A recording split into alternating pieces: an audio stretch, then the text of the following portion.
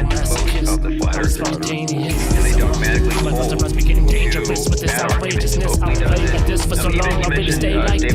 Yo, gotta put it on the misinformation list and step back to the line.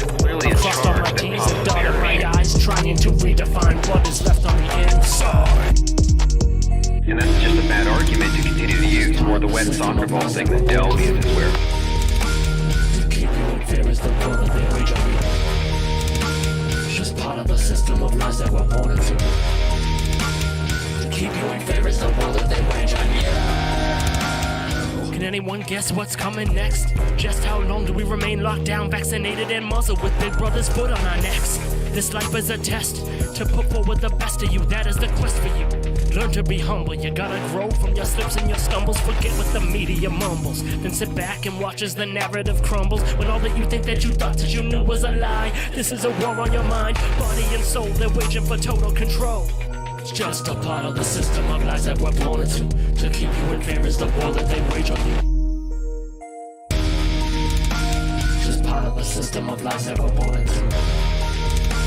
To keep you in fear is the war that they wage on you. Just part of the system of lies that we're born into. To keep you in fear is the war that they wage on you. Still rising, and the media's lying. It's a means for control. The story we're told, waging for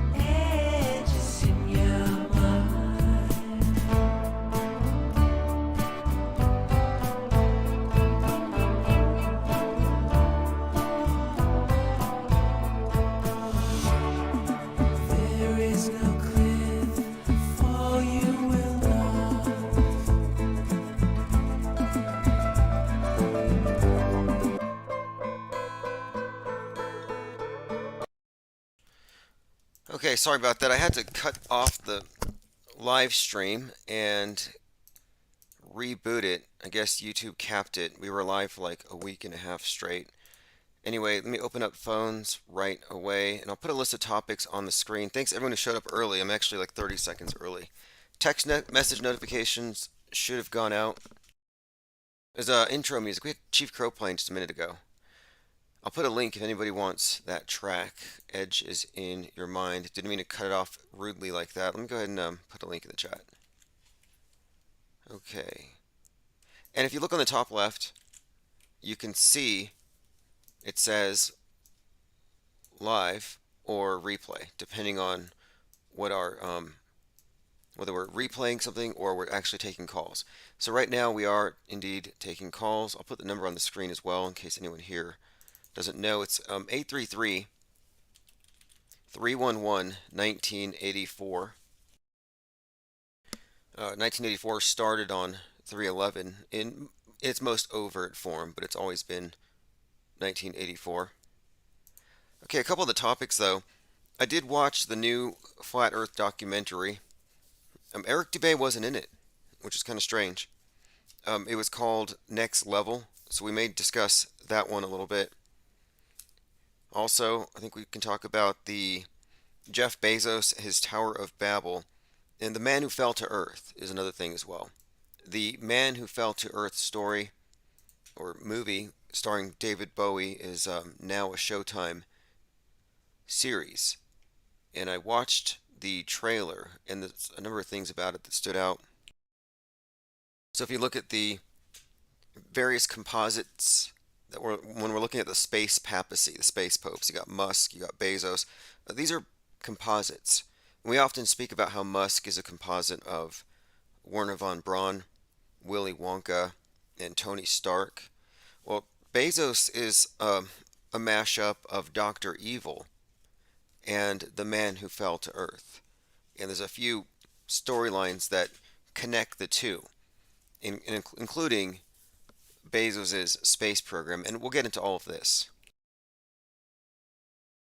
But the newest iteration of the new movie, The Man Who Fell to Earth, the sneak preview, has a lot of interesting references in here.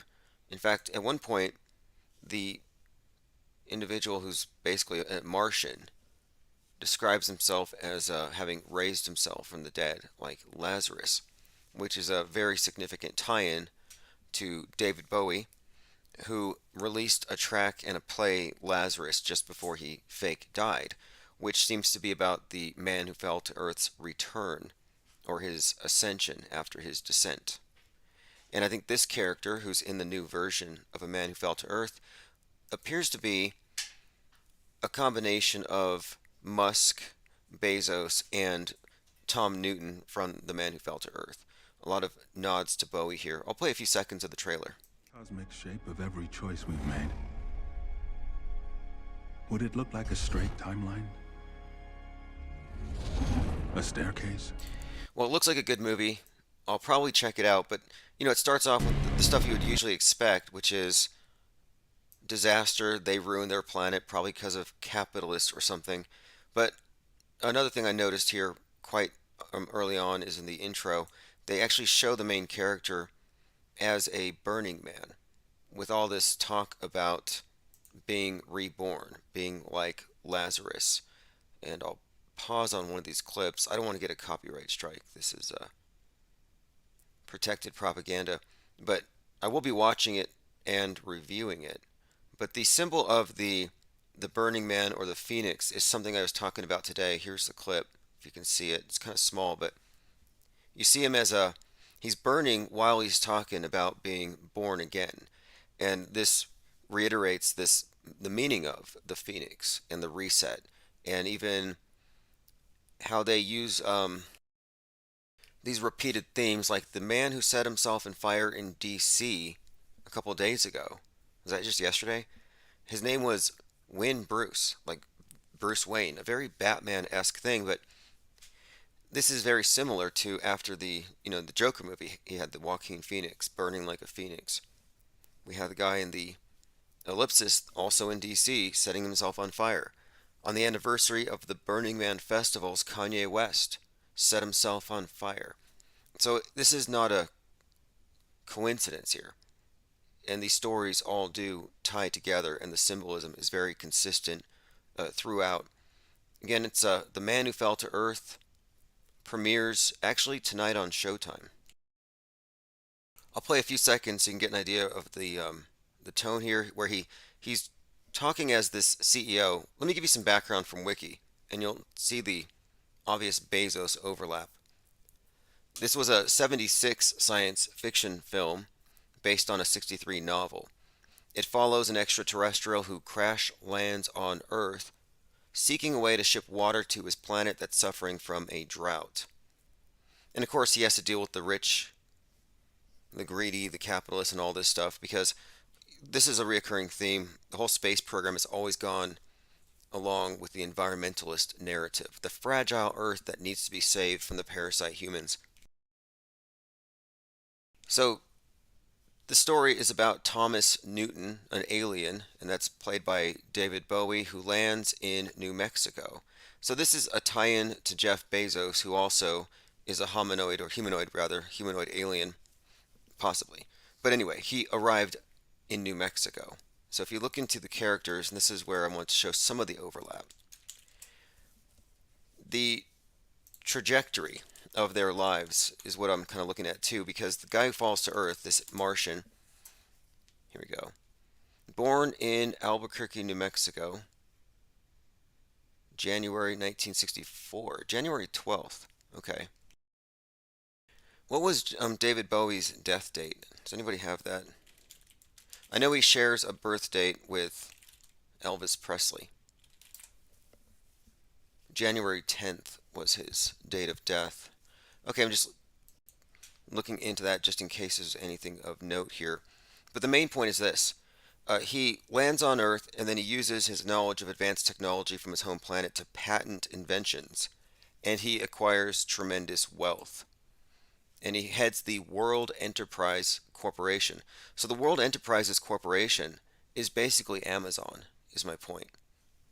And then this corporation is what's needed to construct a space vehicle to send water back to his home planet. Then there's a couple of other things. He has these reptilian-like eyes, so he's got to wear contact lenses. So if you go through the images of David Bowie, not just in this movie where he's obviously playing some kind of an alien, and here's an example in the film. You can see he's got the reptoid eye that he's putting the cover over. But in real life, they always made it a point to emphasize that one of his eyes has a dilated pupil and seems to be off color.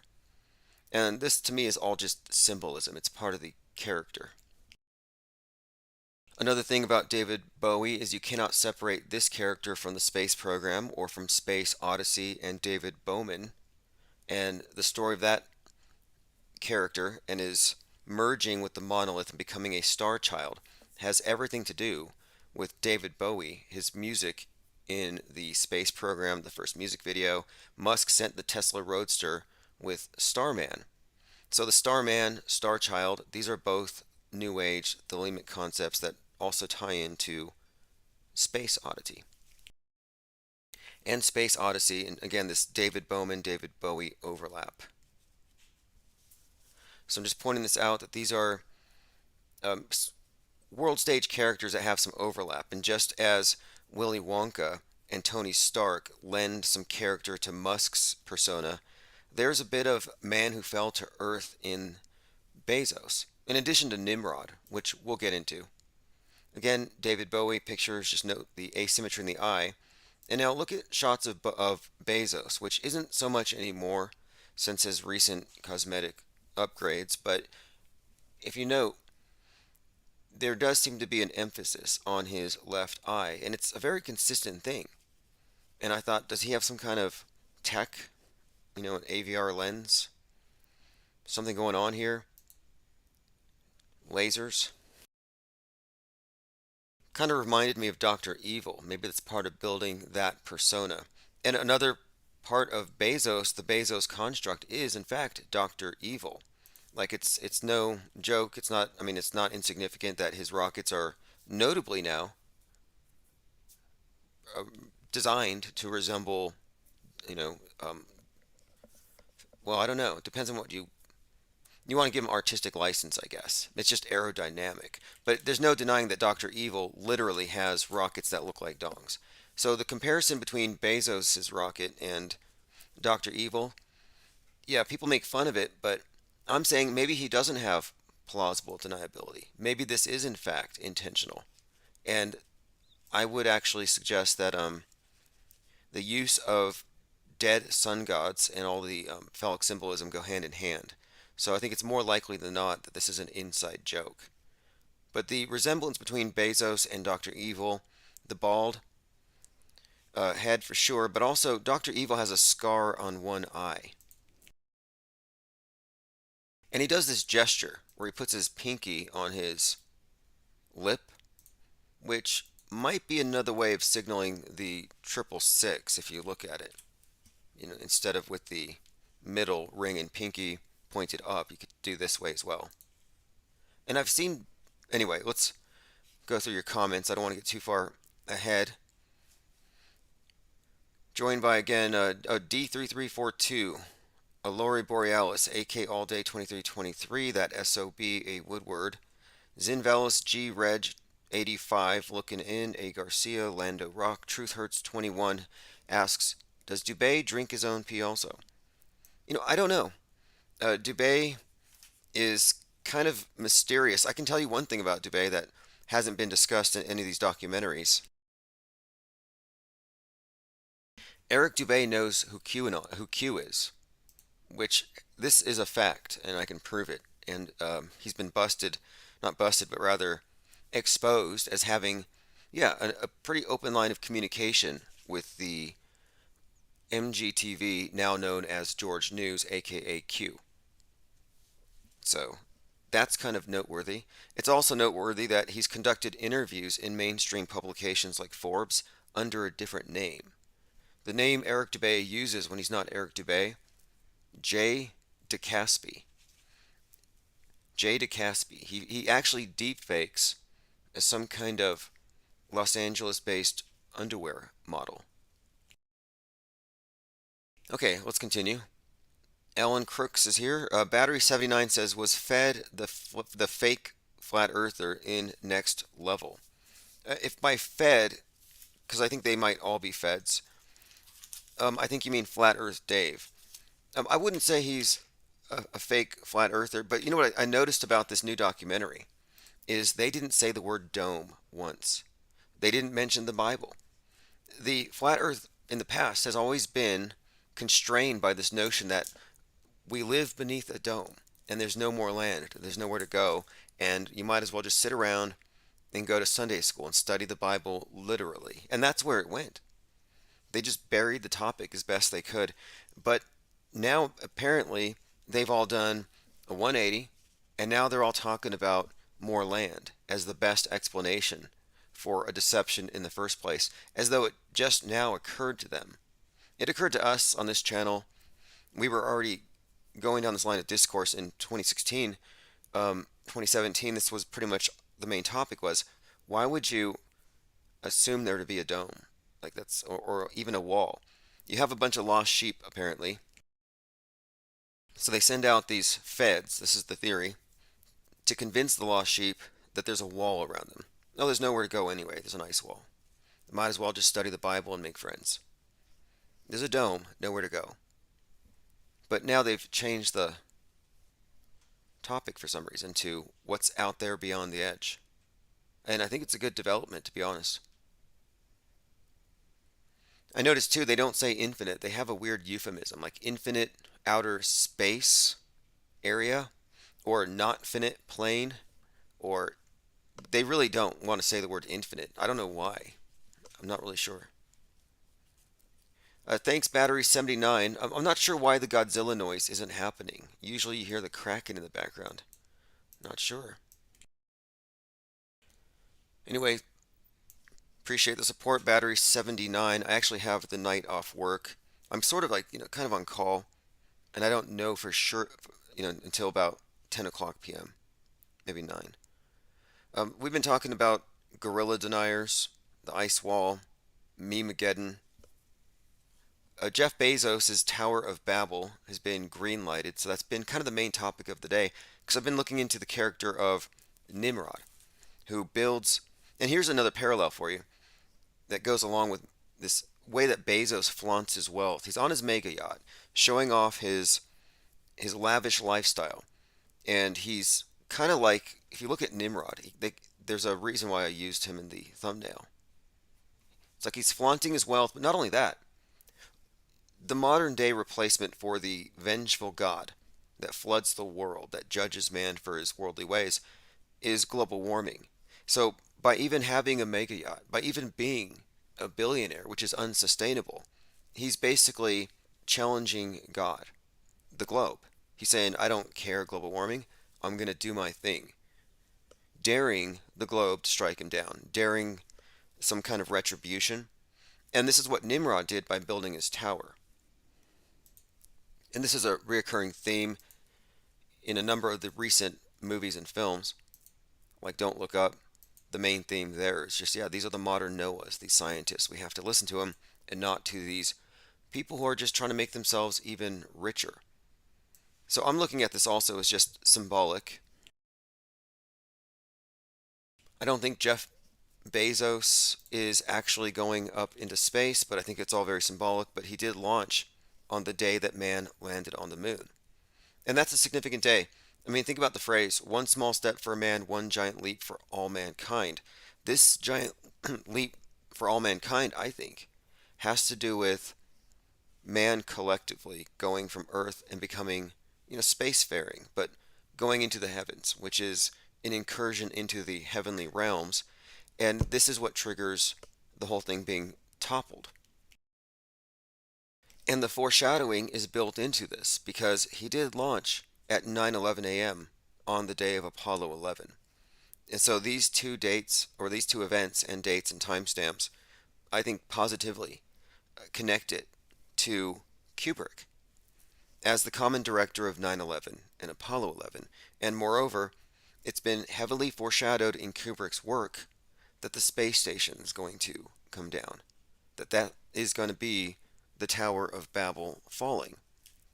And so Bezos launching at 9/11 does correlate, I think, to Richard Branson as well, sending his space plane up on the anniversary of Skylab falling. The 42nd anniversary of Skylab falling, Branson sends a space plane which launches between these twin planes called the White Knight 2. And again, this would connect to the space plane that visually resembles the plane striking the Twin Towers. So there's a bit of, I would say, scripting here suggesting that what we're seeing with Bezos and his Helix Tower that's going to be opening up in Virginia, we're seeing that he's being presented to us as Nimrod, the builder of the tower that allows man to invade heaven. And again, the final point on this is that Netflix has the show called Inside Job, which is all about conspiracy theorists. Again, Alex Jones started the Inside Job meme. And on Inside Job, Bezos is devoured by a kraken. So let me play that clip, because the mega yacht symbolizes the Titanic, which is another way of representing this Tower of Babel concept. The Coast Guard said they can tow your yacht into shore. I got a better plan. Look. Is that a kraken? Hell yes. I'm about to collect on my yacht insurance policy. Hey, has anyone seen Jeff Bezos? Is the fight over, guys? This is why I don't allow bathroom break! So there you have it, the kraken. And when you really get into the kraken symbolism as it's been presented to us, a lot of it does tie in geographically to Seattle in particular, which is kind of noteworthy because Amazon and Seattle, and even though he stepped down from Amazon on the 33rd day of the year 2021, joined by AJ206, Dang, Pippi Langstruff, Enslaved by Truth. Battery 79 asks, didn't Bowie play the main role in Omnicron? And he also did the soundtrack. Salty Siren, Penguin Doctor's here. Yes. Oh, someone mentioned intimate plane. Look, I was approached, or rather contacted, by one of the main conference organizers from the Flat Earth conferences, and he said, there's no way we live on an infinite plane. We live on an intimate plane. So what they were trying to do is they were trying to convince anybody who thought the globe might be something of a lie, a misrepresentation. They wanted them to think smaller and to join a small community, become part of a cult, rather than, I don't know, mass exodus. So I look at the whole thing with the dome concept as something of a containment operation. So it's kind of interesting that, yeah, this new Flat Earth documentary has no mention of any kind of domes.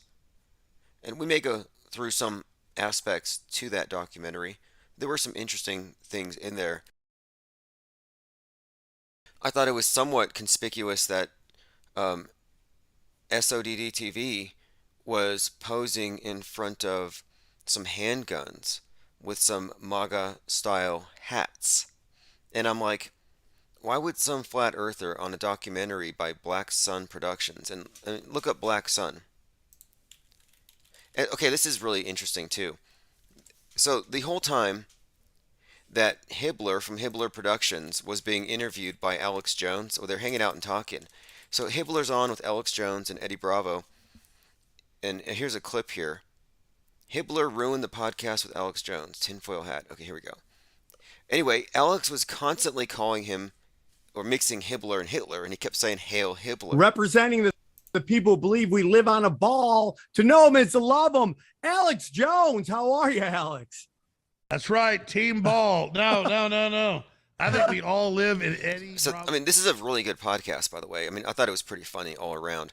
But my point is, Jones is repeatedly calling out Hibbler as Hitler for some weird reason. 30 years younger than drinking baby's blood. That soundbite's going to haunt me for the rest of my life. I'm going to blow it out. Who's that guy with Eddie? He's named Baby Hitler? No, he's not Baby. See, called him Baby Hitler. And I listened to the whole podcast, and this is a running joke.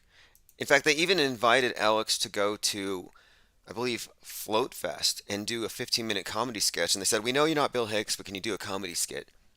Anyway, again, he keeps calling Hibbler Hitler, and Hibbler doesn't seem to mind. And he talks about how he's of German descent. He's named Baby Hitler? No, he's not Baby. Hibbler with a B. Hibbler. All right. I think Alex Jones should do a 15-minute comedy set. Absolutely. I mean, they think you're Bill Hicks, so you might as well do it. I think all three of us. Okay, so that's enough of that. But my point is, Hibbler is the one behind this very well-produced documentary. I mean, it is a good documentary. Production-wise, whatever, there's no complaints whatsoever. Sean Hibbler. But the thing about it, again, is one, ODD TV shows up with guns and a MAGA hat with the MAGA band beard. I'm like, okay, what does that mean? Truth is hard to swallow. I think that conflicts with Dave Murphy, who advocates for urine therapy. ODD TV, Nazi, according to the media. I mean, what else can you say? But finally, Black Sun Productions. Well, if you search Black Sun, what do you get? The Black Sun is a Nazi symbol typical of the sun wheel employed by Nazi Germany and later neo-Nazis and some strains, mind viruses of Satanism. So you name your production company off of a main Nazi symbol. You affiliate with Nazis. Bill Hicks calls you Hitler. And what now? I mean, Off the Edge by Kelly Weil from the Daily Beast was like a 200-page hit piece, basically saying that the flat earth topic is drowned out by Hail Hitler and bad rapping. And it's like, why do they keep proving her right? Joe Ross says, I've been delivering for Amazon. It's the hardest job I've worked ever, and I've worked hard my whole life. Yeah, I've heard stories. I have. I've recently taken on a driving job, and I already have an impinged shoulder. And my hands were, I had to adjust my posture is what it was. It's like if you sit in a cubicle all day. It's the same thing. It's just a moving cubicle. All right, let's go ahead and continue. I just didn't mean to get too sidetracked, but my only criticism of the documentary is that it's not really a documentary. It doesn't really document anything. In fact, it kind of ignored the last 5 years, which is really strange, and all the key people in it, and key events. It almost seems like damage control or one person's selective observation, but you know how the media likes to mud flood over the truth and present itself in the best light and erase its enemies? That's what I saw with this level.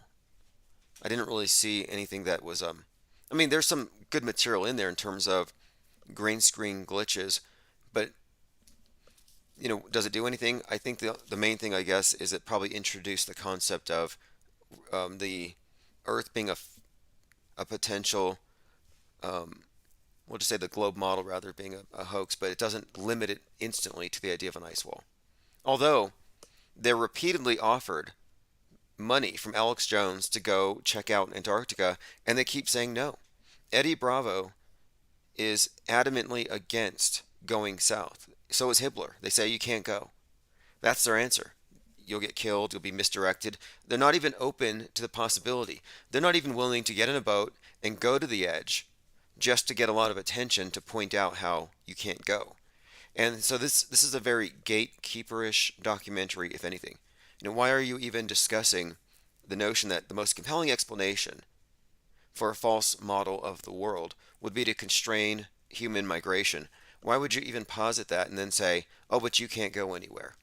When you have Bill Hicks offering to pay for you to go over the edge.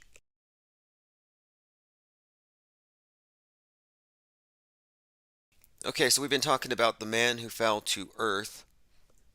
Again, a lot of it is pretty much about the Earth being destroyed by human parasites, and this guy from another planet comes down and he sees that we're making the same mistake.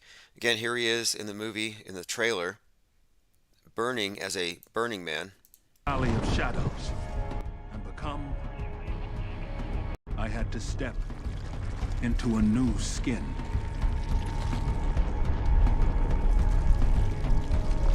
Okay, here's the part where he says, rise like Lazarus. Which ties in... Like Lazarus. Okay, so Lazarus. So, Bowie's video, Lazarus, was released, as part of the album and the play. It all came out pretty much after he died. But this ties in to the man who fell to earth. It represents his ascension.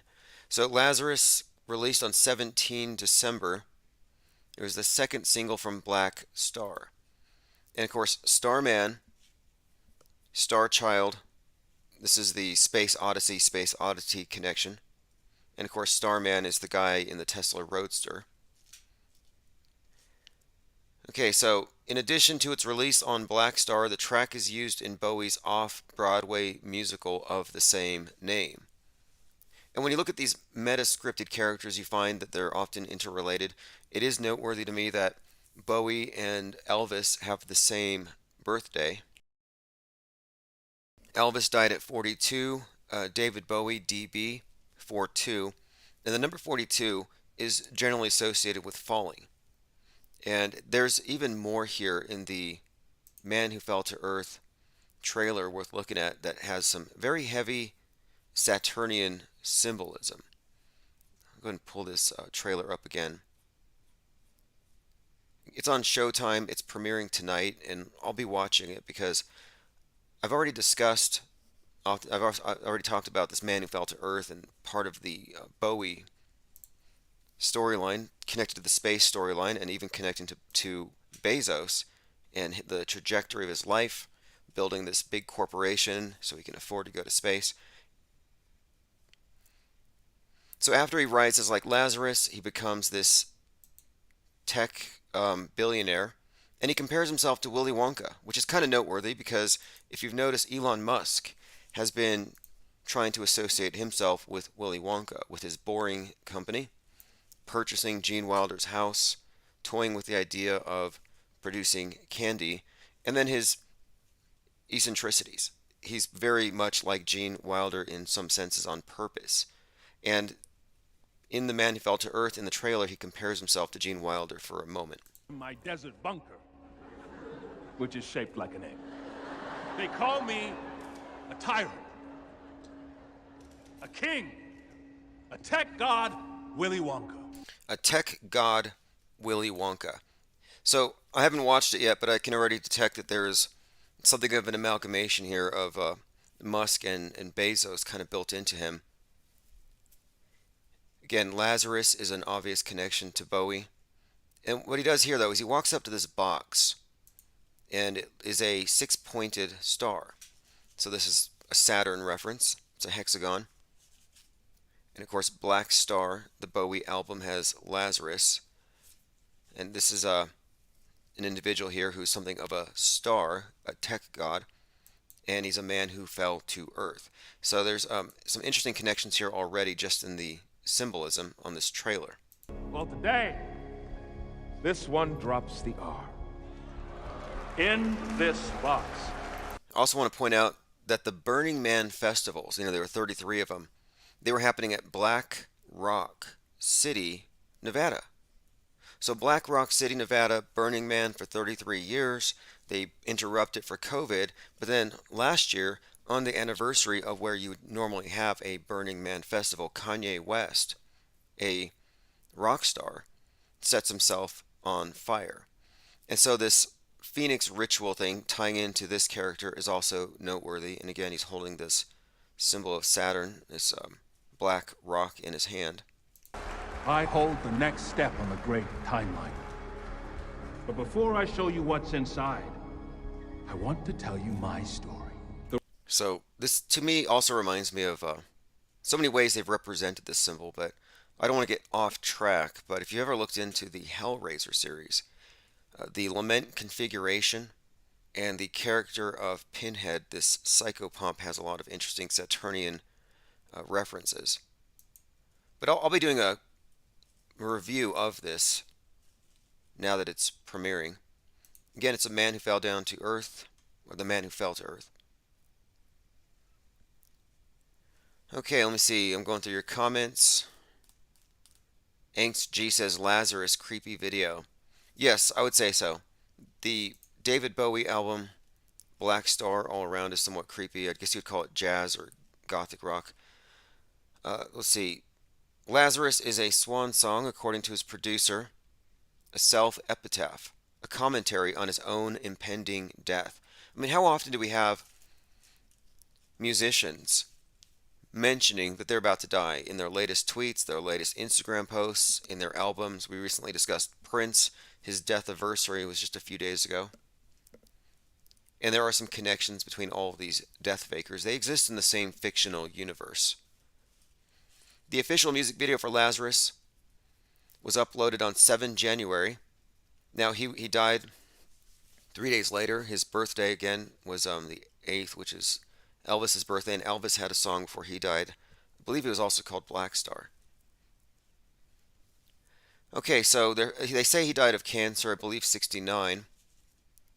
Let me take a look. And there was someone else who passed along the same time as him. It was a guy who was the head Slytherin. Yeah, see, the cancer symbol is symbolized by a sideways 69. And at the time we were looking into this, there were some suggestions that the word cancer in this context, in the context of a hypothetical death faker, could be an astrological reference.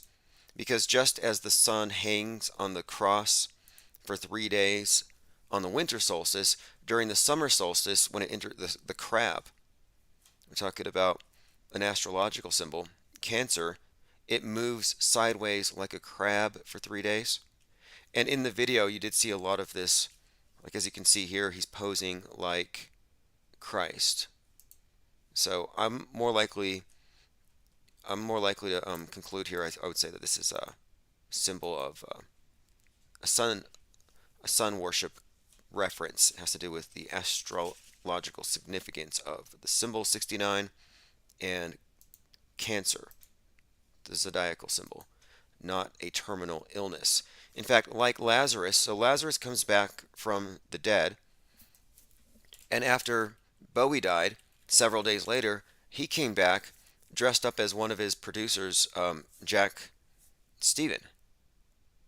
And I've seen other footage of Jack Stephen, and it's not the same guy. He's like, you borrow your friend's wardrobe for some reason. You borrow a jacket. Well, no, he's like, can I borrow your persona, your identity, your face? That's what it looks like. Because this is obviously Bowie in a wig. Not only is he in a wig, but he's got some kind of a plumper. Maybe he's wearing some padding, but it's definitely the same guy. And he shows up on Sky News. So just as Lazarus comes back from the dead, Bowie comes back from the dead. And there's a few parts here where it gets pixelated. And I think they intentionally pixelated it where it was too obviously him. And even with the contacts that he's wearing, you can still detect a dilated pupil. David Bowie died of cancer, 69. I don't think so. It's taking place here. So obviously David Bowie, you can hear Got a short clip here from Roddy Piper.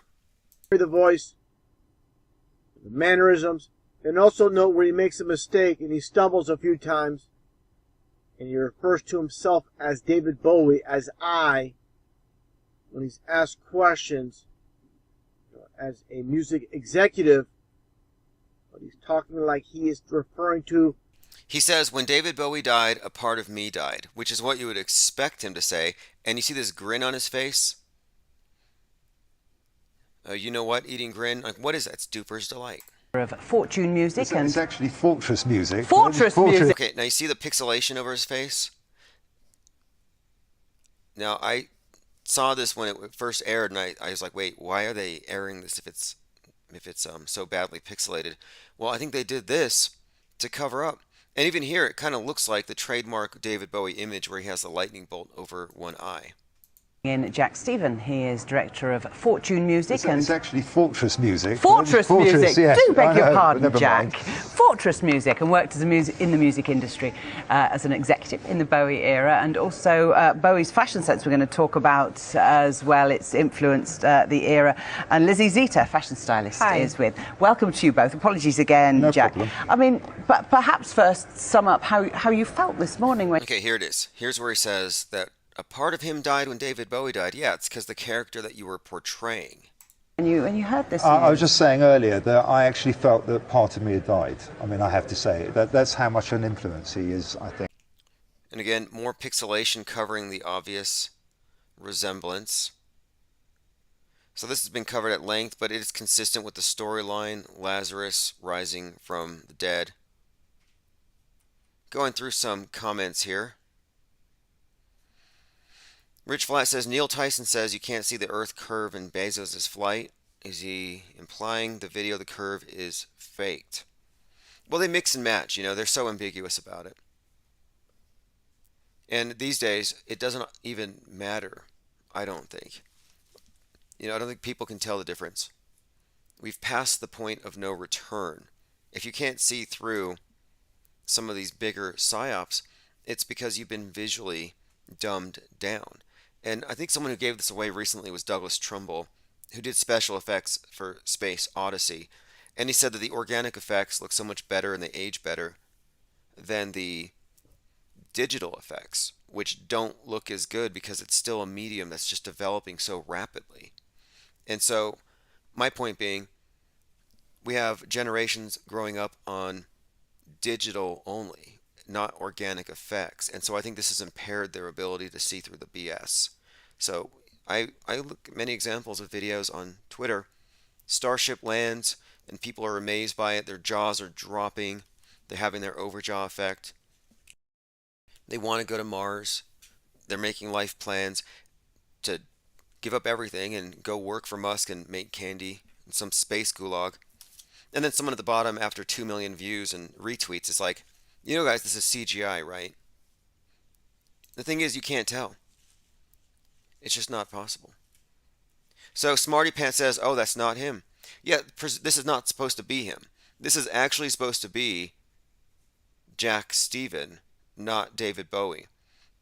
I never saw a difference here. Let me go and play another clip. Earlier, that I actually felt that part of me had died. I mean, I have to say that's how much an influence he is, I think, to me and to thousands and millions of people around the world. And strangely, I'm surprised. I sort of lived through John Lennon's death. Elvis. Oh, John Lennon, death faker, came back as Steve Jobs. Let's not go too much further before addressing this. Now, okay, here we go. When Steve Jobs died, Wozniak came out and he said, when Steve died, he said, it's like losing John Lennon all over again. Let me play that. This is a very obvious one, and when you look at the symbolism, the storyline, Apple Music, Apple Computers, it gets to be pretty obvious that yes, John Lennon is a death faker and definitely came back as Steve Jobs. But now listen to Wozniak when he heard the news that Steve Jobs had died. It's the weirdest thing, because when someone dies, the last thing you would do, I would imagine, is compare it to somebody else who died, like instantly. But that's exactly what he does. Nobody likes floppy. Now this is again Steve Wozniak. We're talking about how he's tearfully remembering his friend Steve Jobs. They said tearfully in the title here, in case you notice there's no tears. So where I was when the Beatles were on Ed Sullivan, when I heard that JFK had been shot. Oh, JFK, another death faker. And Bowie, disguised as Jack Stephen, just mentioned Elvis, so there's another death faker. Through John Lennon's death, Elvis's death. You see what I mean? They all exist in the same fictional universe. I was so stunned because I have very dramatic memories of where I was when the Beatles were on Ed Sullivan, when I heard that JFK had been shot. And by the way, when JFK was shot, Meatloaf was supposedly there, and he saw Kennedy's blood on the Ford Lincoln at Parkland Hospital.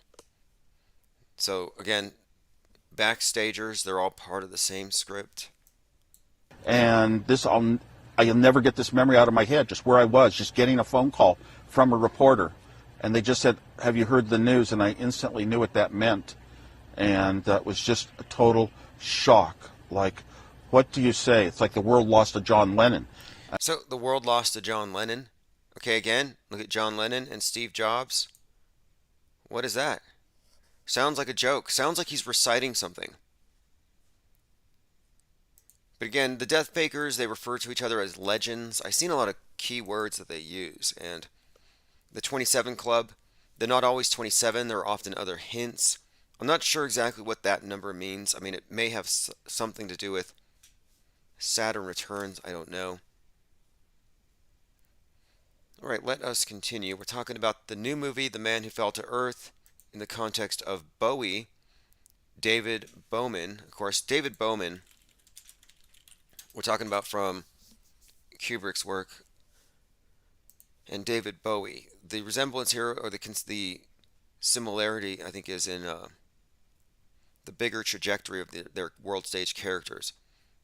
The thing about David Bowman merging with the Monolith, becoming the Star Child, that corresponds to Starman. And of course, the Starman was launched into space with the David Bowie song that plays along with it.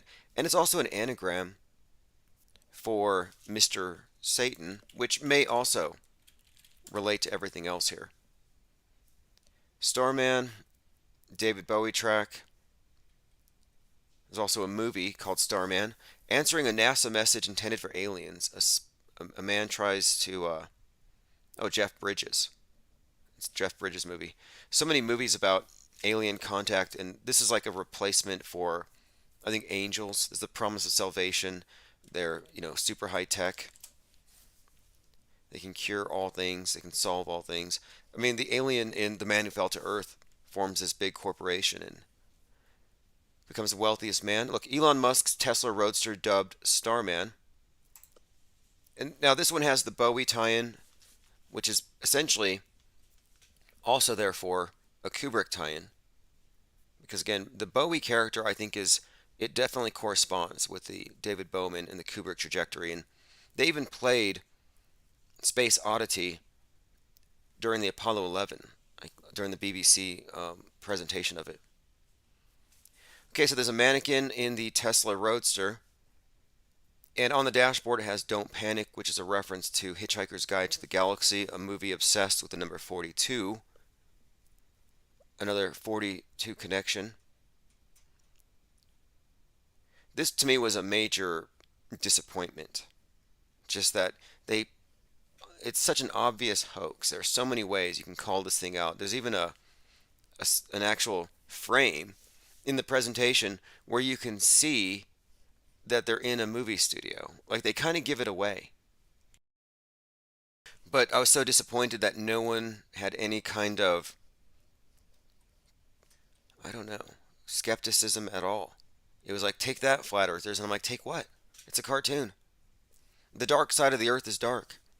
Yet, in most ISS footage, the dark side is lit up like Christmas. I mean, there are hundreds of inconsistencies here.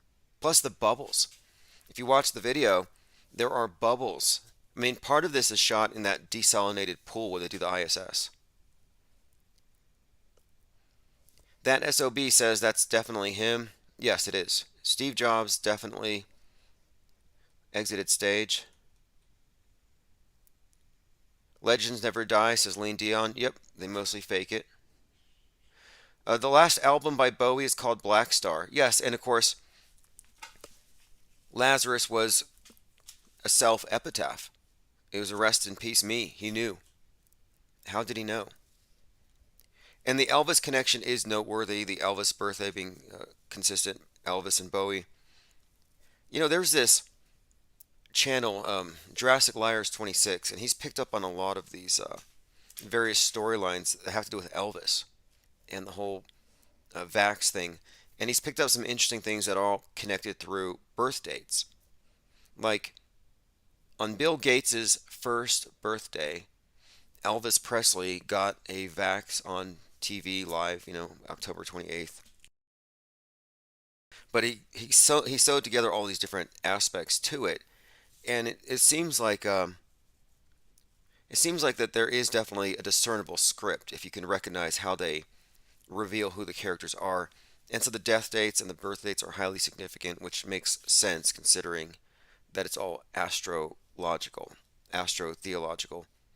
But the Starman correlates to the star child of David Bowman / David Bowie. Copaesthetic says Black Star is Pluto. Pluto is the darkest planet. Could very well be. It could be. I'll have to look into it. We live on a flat plane. The solar system's flat. Whatever you think. If we're in a heliocentric system, it's flat. With the exception of Pluto, that goes, 17 degrees below the ecliptic plane, which makes it the ruler of the underworld. By the way, the Dawn Day 2 event, we were talking about the symbolism of the Burning Man, the Phoenix, Kanye West, burning on the anniversary of the Burning Man, which usually takes place in Black Rock City. These things are all, I think, very much connected. But anyway,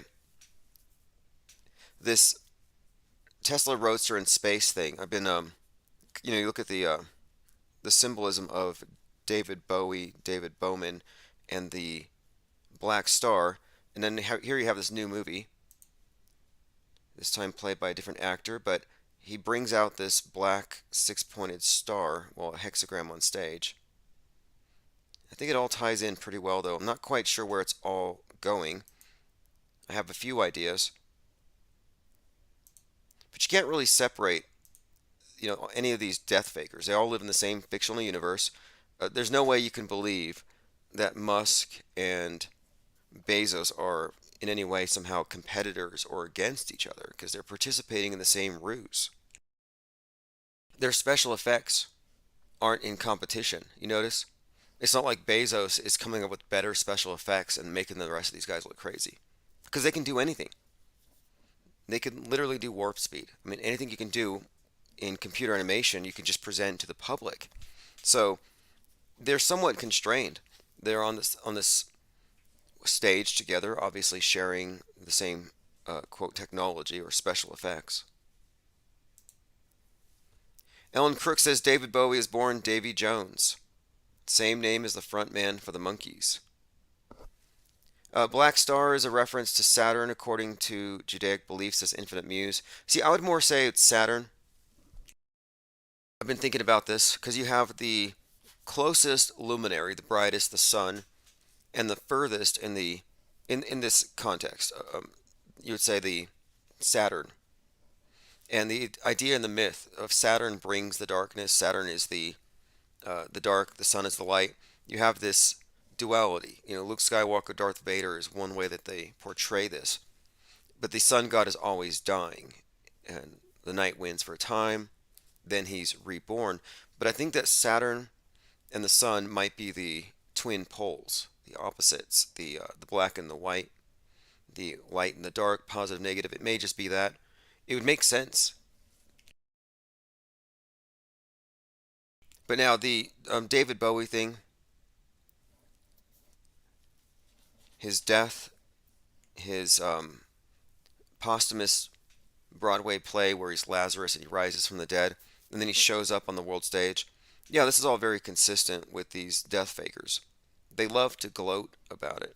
And he got away just in time before the cancel me crowd went after him.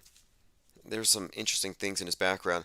The thing about Bowie that I find interesting, though, is he introduces a lot of the thelemic stuff, a lot of the Crowley stuff, definitely the androgynous stuff. That stuff was all consciously put into his music. So the space age was a big part of his music. It was he's this alien, he's introducing these thelemic concepts, but none of it's accidental, and that's why his music has been used with the space program. The very first music video in space was Chris Hadfield performing Space Oddity. And of course, we have to remember Space Odyssey has predictive programming for COVID and for the incoming space 9/11. Now, of course, Pluto, does it exist? Does it not exist? The whole point of it, I think, is that mainly they bring it up as one, the Pluto return thing, I think, is significant, returning to the point where it was in 1776. But I think that right now, the significance has to do with this Kraken thing. And Pluto is the underworld, Hades. He's the ruler of the dark side. Some of these characters somewhat overlap, like Marilyn Manson, for example, in the context of his dispute with Evan Woods, mirrors Evan Woods and her confrontation with the Man in Black. And so both Manson and Ed Harris, as this Man in Black, portray these very Saturnian characters, controlling someone in their little Saturnian matrix of cycles, cycle of abuse, cycle of time control over the synths in the simulation. But at the same time, they are both very much like Hades, kidnapping and controlling Persephone. And that's very much emphasized in the documentary where Manson says to Evan Wood, "Don't fall," as the very first thing he says to her. Of course, "don't fall," obviously a joke or a reference to the idea that Persephone goes into the underworld at the autumn equinox for the fall and winter. Okay, let me go ahead and open up phones here. I believe I have a couple of voicemails as well. CERN 666, they're trying to open the gates of hell. Symbolism will be their downfall. It's a video from BitChute. I bet the Mandoozled are going crazy right now. If your Mandela effect is, I guess what would you call it, breaking out right now? If you're having a Mandela effect outbreak, it's likely because CERN is being activated right now. So call in if anything's happening. Yoga Pants Deplorable has joined us. Erica Bear says Rahu. Yeah, this is a possibility. Hey, let me play some voicemails and then we'll go back and catch up with recent headlines. Got a text message. Hey, Tim, love the show. Keep up the great work. I'll buy an NFT soon. Yes, tonight, since I'm not working, after this, I'm going to go restock inventory in the store, both digital and physical art. There's a lot of artwork shipping out, and you'll notice that generally within an hour or two after the live stream, I'll go through and I'll print out labels, and you get the tracking numbers, and you can figure out when things are arriving. I got a voicemail from Lynn last week, and she suggested that I join Rockfin for purposes of research and seeing what happens with this Eddie Bravo show. So I did join Rockfin, and I actually applied to see if they let me in. So I'm going to say it right. I'm going to call it Rockfin unless they continue to blackball me, in which case it will go back to Rofkin. Okay, 833-311-1984. We've been talking about Jeff Bezos as Nimrod, Jeff Bezos as the man who fell to earth, as a composite character combining Bowie's Man Who Fell to Earth with Dr. Evil. Yesterday I mentioned Aisha Curry being a deep-faked Miley Cyrus. If you haven't seen that, I just put a picture on the screen. The symbol of the Tower of Babel being connected to Bezos is very significant, of course, tying into America as Titanic. Infinite Plane Radio. Hey, Tim, it's Eric Britton. I called in last night. I was a new caller. Thought I'd give you another call tonight. How you doing? Yeah, very good. Hey, did you catch the article, the newsletter, or the news about Bezos building a headquarters that looks like the Tower of Babylon? Yes, and I think the title, that's very interesting. I love how you tie everything back to the, to either some sort of mythology, Greek mythology from the stars, or something from a religious doctrine. It's very interesting, man. It's crazy how the patterns are always followed. Yeah, I think so. Mind-blowing. And I think it's not even a matter of opinion at this point. It's just an observation. And yes, exactly. I mean, it's like I was explaining like the whole thing about Persephone, and that when it comes to the girl that went missing, the van lifer, I can't think of their name. Gabby Petito. Yeah. Yes. I was trying to explain because my wife got so mad. She understands that I've began to see everything like as a hoax, and she don't buy it 100% yet, but she's starting to see it. But she got flat mad at me about that one. She was like, "How can you say it isn't real?" And it's just like, wow, you're falling in the trap. And then I was trying to explain to her what you were saying. I was like, it's following this pattern. So it's just a part of this time of year. So and she wouldn't get it, but at least I planted the seed. Well, a lot of people haven't or probably won't ever even confront the notion that their religions aren't based on facts.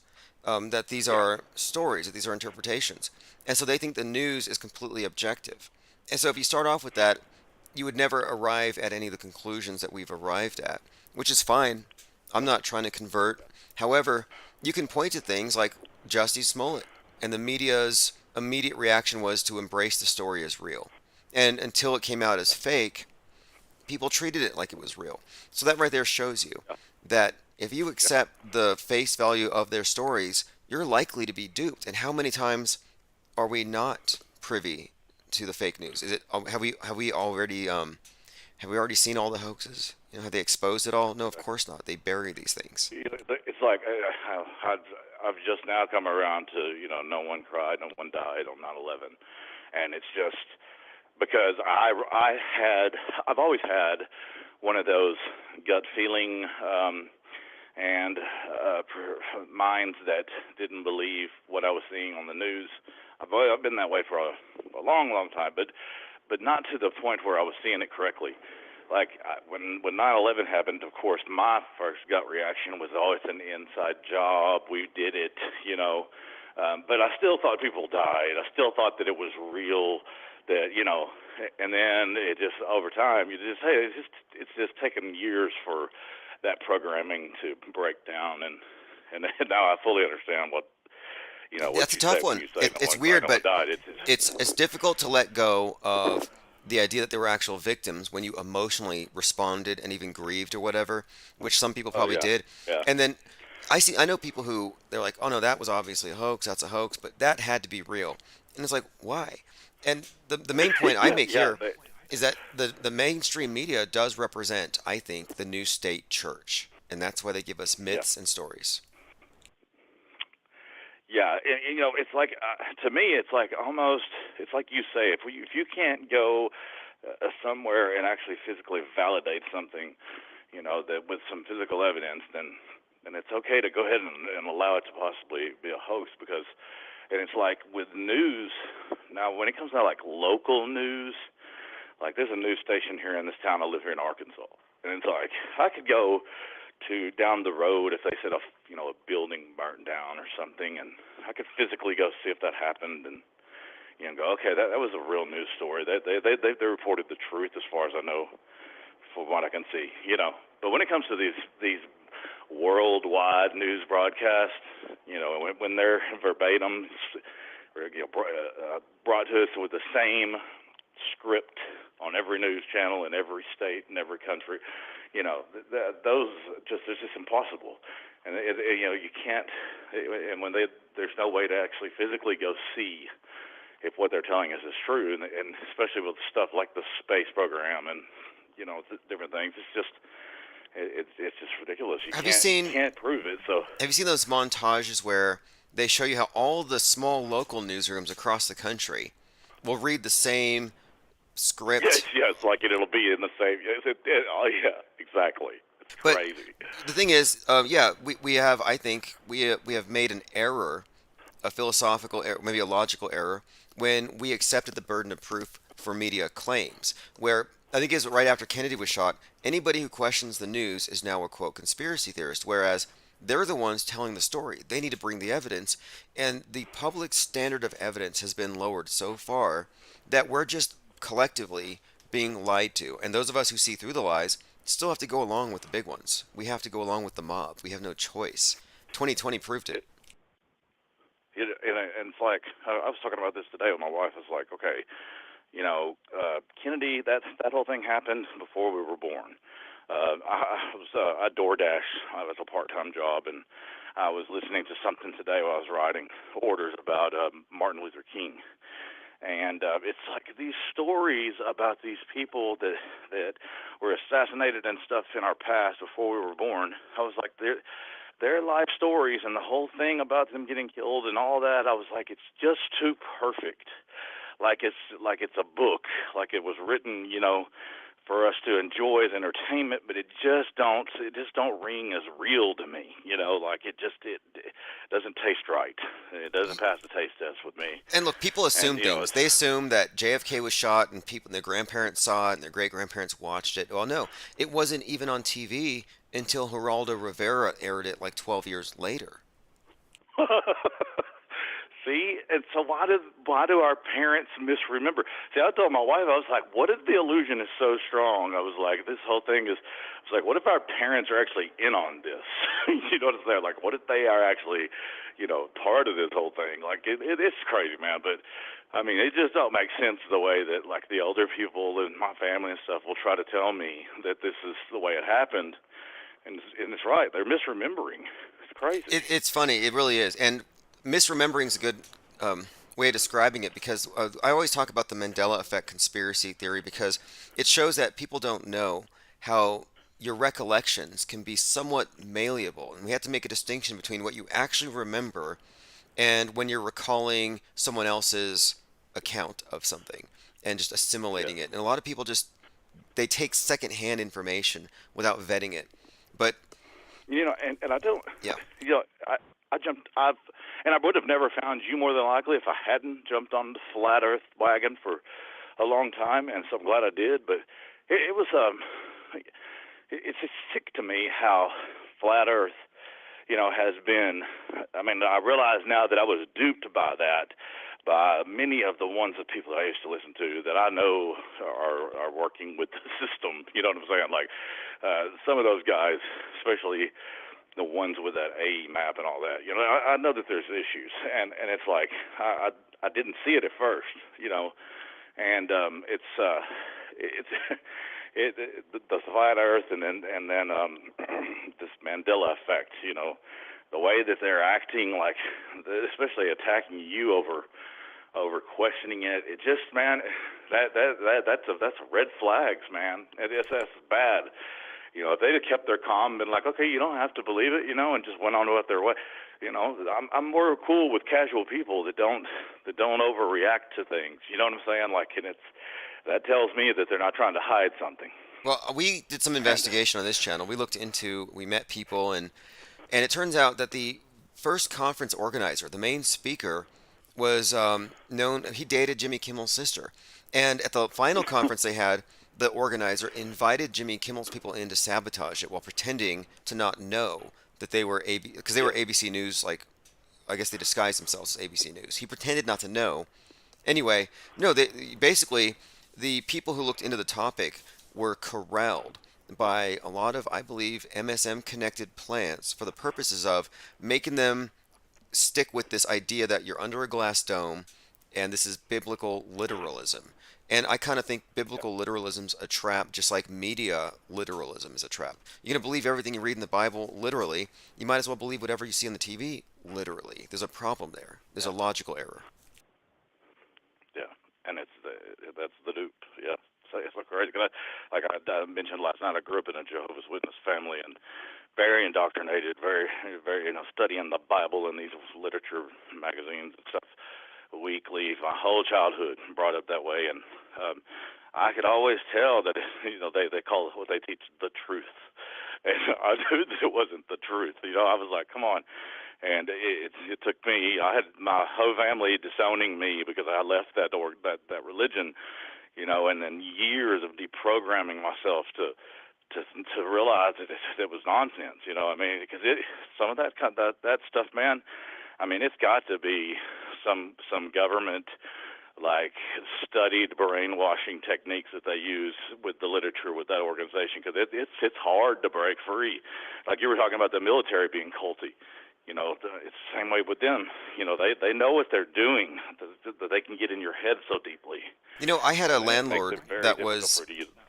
I had a landlady that was like a Jehovah's Witness, and right after a death in the family, she immediately came over, invited me to her place, and she said, you know, you're not going to die. And she basically told me that death is a veil that I will walk through without dying, and those who did die or who have just died are just asleep. And I thought, so, you know, I'm at the house where they have their Jehovah's Witness meetings, and I was being told about it, and I kind of just ghosted her after this. But I thought, what kind of person goes to you after you finish dealing with some situation and then try to recruit you? Because that's when I think when you're malleable, and I'm like, that's when you're vulnerable to being recruited. Yeah, that's exactly right. That's their game plan. That's how they do it. It sounded good. I'm like, I don't want to die. It's kind of a good pitch. Yeah, exactly. Exactly, man. So, and one more thing is kind of off topic. I apologize, but I kind of jumped on the Trump wagon there for a while, like, especially during 2020. It's like the first time really that I ever really paid much attention to a president as he spoke, because he was just on the news so much with everything that was going on with the COVID hoax and everything. So anyway, I'm watching this guy, and I got, you know, for a little while there, I was like, hey, this man is actually, he's out there fighting the fight for the little guy. You know what I'm saying? Like, I really believed in him for a minute, and you know, I wasn't like a QAnon or anything like that, but I was listening to their information, and you know, it's like, wow, I got excited at times. You know, I was like, I want this to be true. This is great, you know, but you know, I think it's just so obvious now that there's no way. You know, it's just he's just another actor playing. Well, it's hard not to side with the idea, though, that you have a guy who made his money. Yeah. He made his money. Maybe it was legit, 100%, maybe not, but he's not a communist. And he's at least there for the American dream, represents, hey, you can still happen. And he's kind of a middle finger to the establishment, the fascists who want to lock down and freeze our economies. Yeah. And then chanting for the wall all this stuff. He's just kind of building up hype for the idea of America not being torn apart by obvious fascist Democrats who operate under false pretenses. And when he said climate change is a hoax, I was like, okay, I can be on board with this at least Oh, in well, I its never heard him direction. say that. That's good. I think he called it I didn't know he came out with that. I think he called it a Chinese hoax. But the idea was just to even say that word, and then of course he started calling out fake news. But that's when I realized, okay, wait.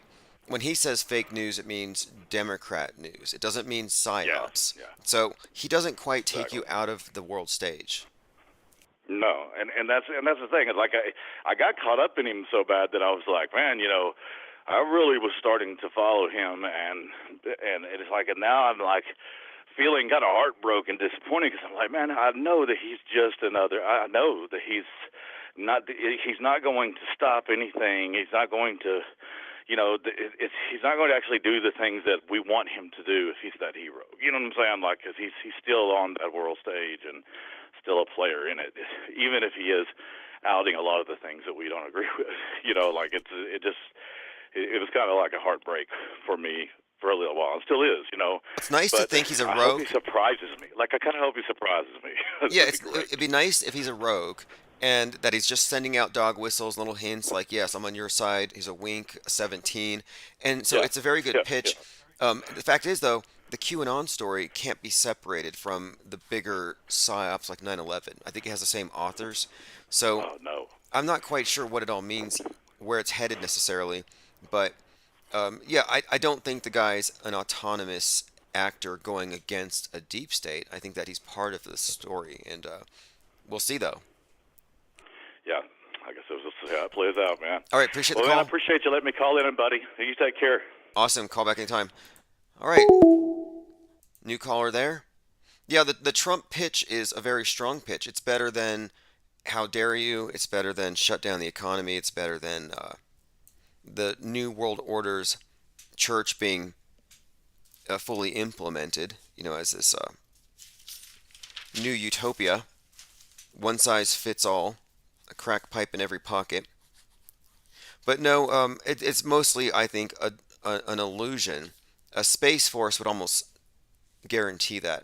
I mean, is there a chance that he's some kind of secret savior working for the Kennedys who are actually the bloodline of Christ? Like 1 in 1,000 maybe. But it's diminishing.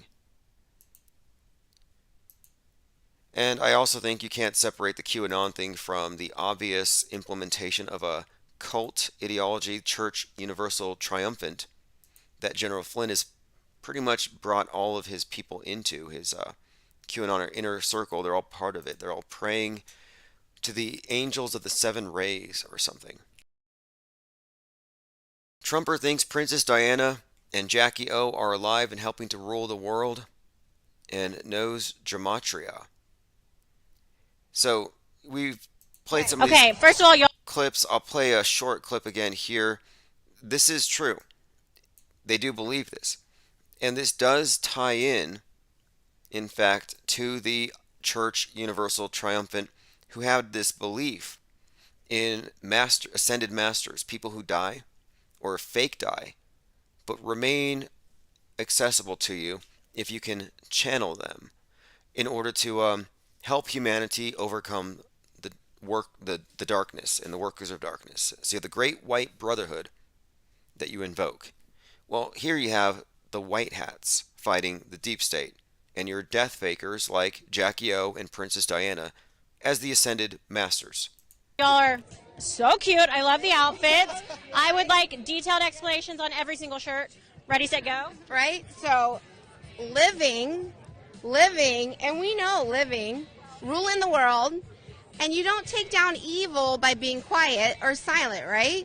So people need to understand who they are. Do they look like them today? No. You think Princess Diana is still alive? Absolutely, 100%. Do you? So the story is Princess Diana is going to expose the corruption of royalty. Michael Jackson's going to expose the corruption in the music industry. JFK Jr. will expose political corruption. And there are many, many of these death fakers who are going to come back. Q is actually a LARP portrayed by Marcus Goldfinch, an actor who works as George News. He works at the White House. He works with Trump closely. He's a friend of the Trumps. He knows Ivanka Trump and Donald Trump Jr. personally. His name is Marcus Goldfinch. The media hasn't figured it out yet, but when they do, it's going to be a disaster for the Trumps. I didn't, but maybe you have something that you know that I don't know. Well, you know God speaks to us, right? There's ways that we can figure these things out. So if people start learning ABC 1, 2, 3, which Michael Jackson talked about how many years ago, right? And he sang about. So when people start understanding gematria, they start understanding the numbers, A equals 1, B equals 2, C equals 3, they understand how words work, sentences. There you have it. Gematria, the practice of assigning a numerical value to a name, word, or phrase according to an alphanumerical cipher. So a lot of this to me is more or less an exercise in confirmation bias. There are patterns. Now, Princess Diana, is she alive? Yeah, I'm pretty sure she's David Furnish, married to Elton John. Jackie O, is she alive? 120 maybe? I don't know. Now, the shirt that she put on has Melania Trump, Jackie O, and Princess Diana, and it says Divine Feminine. So they are worshiping. This is idol worship. What else can you call this? JFK Jr. is their Christ. And I've also pointed out recently that Hollywood is an unproduced script by Marilyn Manson. And Hollywood is about JFK as the second coming. And they shot him. So JFK Jr. is the new hope. And they call him in the song the President White, who's going to unite the world. The song's called Coma White. But yeah, the song itself, Hollywood, is about JFK dying as the second coming and his son being the third savior coming back. And the release of the video was actually delayed because it happened around the time, it was released around the time that JFK Jr. crashed. JFK Jr. crashed on 7/16, which is the anniversary date of, Eyes Wide Shut came out on that day, but also Apollo 11 launched from Kennedy Space Center. The Kennedy death dates are very much connected with a lot of the Kubrick works. It's a very consistent theme. So tonight we've been talking about Dr. Evil erecting a Tower of Babel in Virginia. Bezos as a modern-day Nimrod, Dr. Evil, the man who fell to earth, composite character like all the rest. Here's an image of the space plane from Space Odyssey arriving on the twin-cylindered space station, very reminiscent of the plane going into the Twin Towers. Same director. Again, the approval that he needed, I guess that's gone through, so there's going to be a helix-shaped headquarters approved out there in Virginia. Jeff Bezos is literally building a Tower of Babel. And again, this is just sort of an affront to God, is the idea. Nimrod decides to build a tower. It offends God because he's basically going into an area where he's been, it's not his home. It's not his head. He's not supposed to go up. He's supposed to remain down here on the face of the earth, and he goes and he invades God's territory up there and gets his tower knocked down. Just as Bezos continues to build his wealth, aims to become a trillionaire despite the globe's obvious wrath. The globe doesn't think it can sustain any billionaires. So what's it going to do when it sees trillionaires? And the first people who get into mining asteroids will be trillionaires. Jordan says he believes they're all alive, but not due to Q info. Yeah, same here. Many of these are likely legitimate death fakers and hoaxes. I don't know if the Q story is true, if they're actually going to bring them all back. I mean, there's so much mis and disinformation in here. Another one is there's a character named Negative48 who brought a lot of the JFK returns mythology into the group. And some people think that this is actually JFK Jr. wearing a mask. And you know, his voice did convince people that this was him before he ever showed his face. So this could be the face of the third coming of Jesus.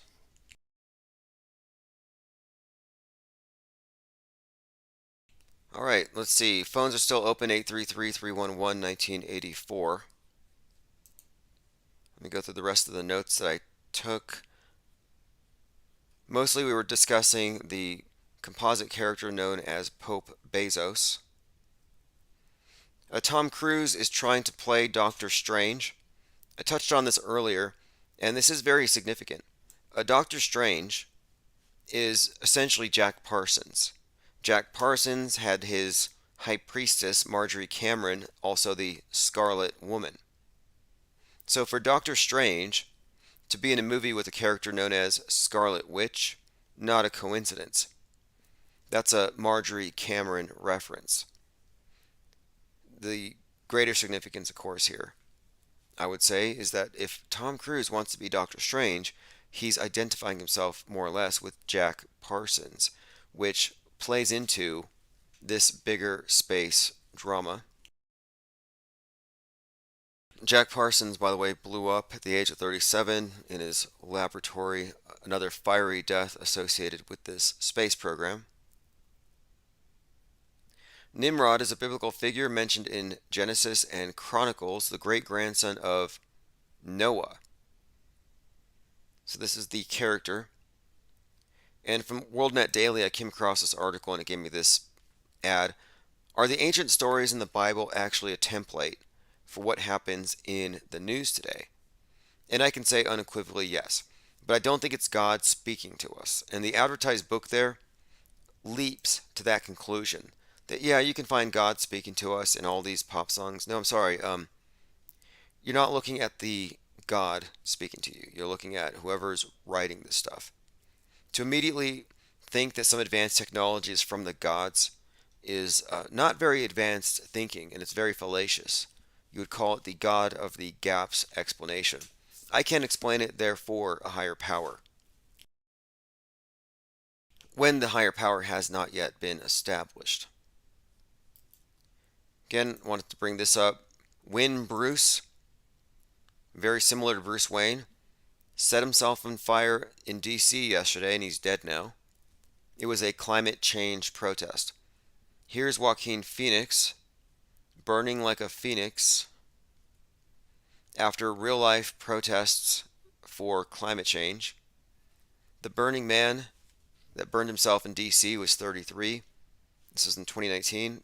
33 years prior, another Burning Man did the same thing in the same area. Right above the Joker's hand, like a ball that he's tossed up, it's the DC logo. So the Burning Man Phoenix DC is the story here in this picture.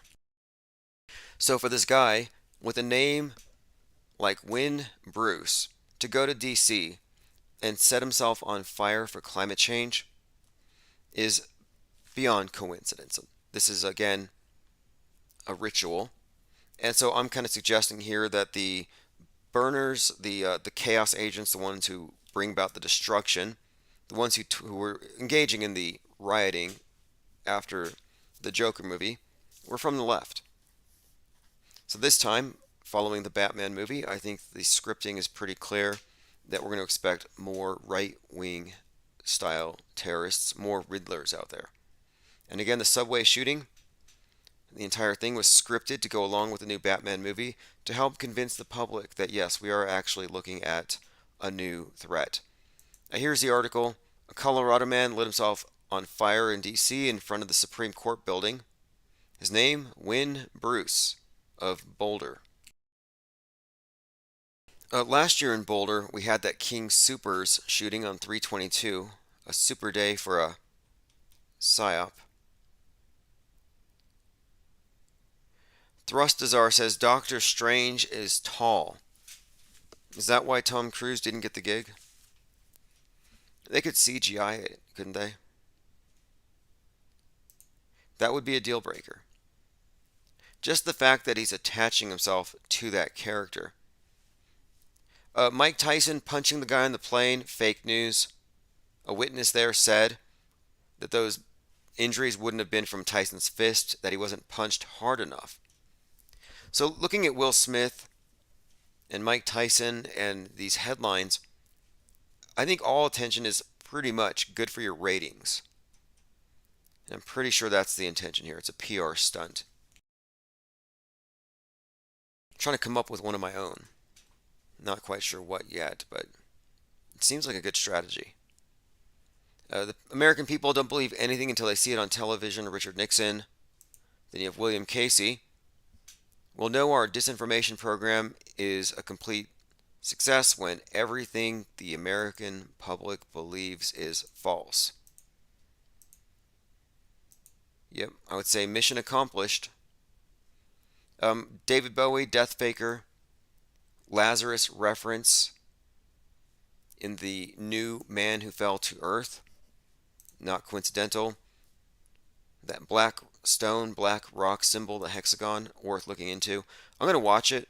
So I'll do a review on the new Man Who Fell to Earth. I'm glad it's a series and that they're not trying to remake the movie that generally doesn't work well. Okay, let's see here. Hacked Vote says, I love how both groups think that JFK Jr., Michael Jackson, and Elvis are working behind the scenes to save the world. At the same time, they believe the above people have time to wear masks and pretend to be Trump at a rally or musicians for the Stones. Yes, that's true. The Rolling Stones concert out in Dallas, I believe the QAnoners were convinced the Rolling Stones were Michael Jackson, JFK, and Elvis, and someone else in disguise. I think Keith Richards. They said Keith Richards was actually JFK Jr. No, JFK. 106-year-old rock star, rocking it out as a Rolling Stone. Here's a link to a ritual you may have missed. On the 1-year anniversary of September 11th, 2001, there was an all-seeing Eye of Horus ritual with a bunch of people marching around it like zombies. Some kind of CERN ritual. And by the way, if you watch that Donde 2 event that happened on the day of Pluto return, it looks like a CERN ritual. Being down here now, as different as it looks, I still have those visuals, those images in my mind, in my head. We're on, as a nation, efficiency now. The suicide bombers, it happens in Israel on a daily basis. Those are the things we have to. I'm just watching some strange ritual, not unlike some of the strange stuff we watched in 2020, or these Olympics that open up with these ceremonies that seem to forecast the future. Like the London 2012 Olympics, you have all kinds of foreshadowing for 2020. Here's a tweet from the 20th, just showing you some examples of bad hopium. The QAnoners are constantly falling for stuff like this. According to Search for Truth, and this started 4 days ago, today the mass media has been ordered to begin 10 days of disclosure containing real news happenings, no longer called the 10 Days of Darkness, or they lose their broadcasting licenses. So they're still waiting for this emergency broadcast that will signify the end of the deep state. They said that Trump-Pence was a sign from God that the trumpets would be blown and the world would look and the bad guys would be routed. Anyway, this was 4 days ago. So we're 6 days in, no, 4 days in, there's 6 more days of darkness and they haven't done this yet. But you'll notice these tweets are very popular. False hope sells. And when they realize it's not going to come true, they come for another dose of false hope. It's a very common thing. It's common with religions. Sometimes they're hoping for the end of the world. I call it doom hoping. And the QAnon thing is very much doom hopery. They want the world to end so that they can call it out and say, I told you so. They want Dark MAGA to come out and lay waste to their enemies.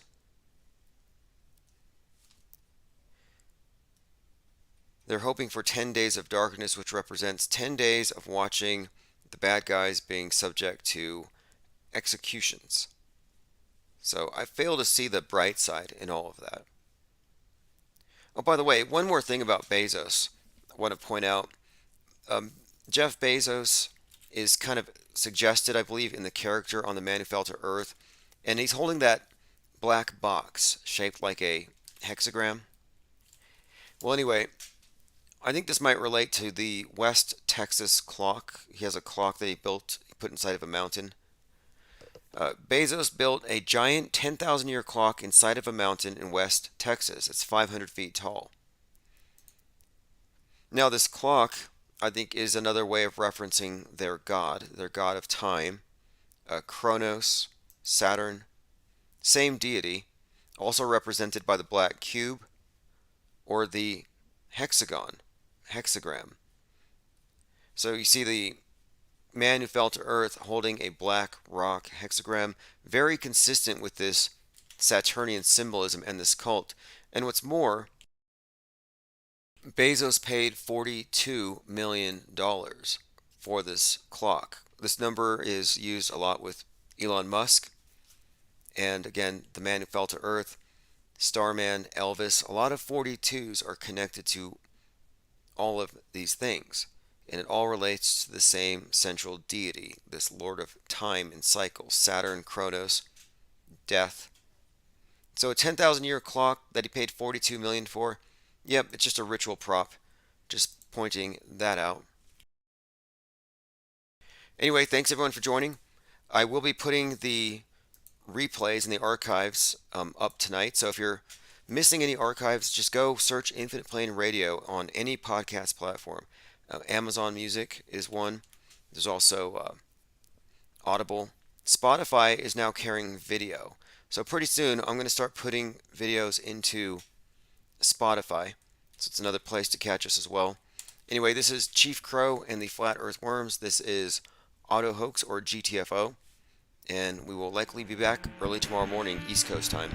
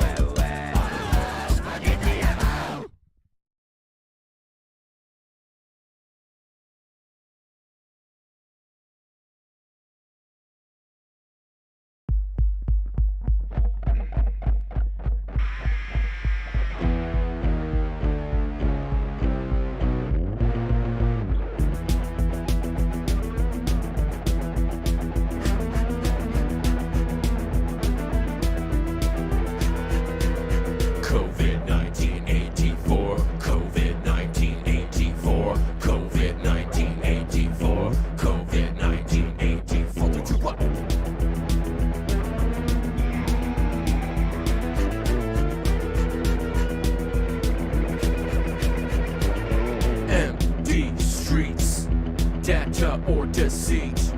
Shut up, shut the door. Government media bent you over like a whore. COVID-19 84, COVID-19 84, COVID-19 84, COVID-19 84.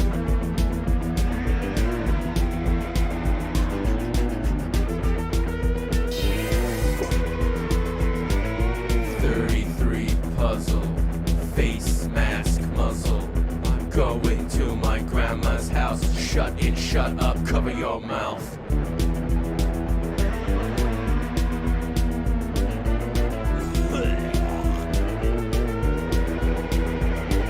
Soap opera dynasty bullshit. COVID-19 84. COVID-19 84. COVID-19 84. COVID-19 84. Do what?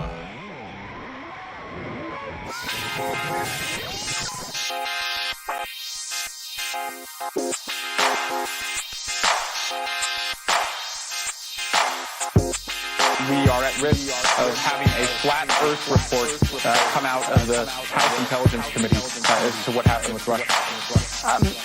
A flat Earth report. That's those are striking terms.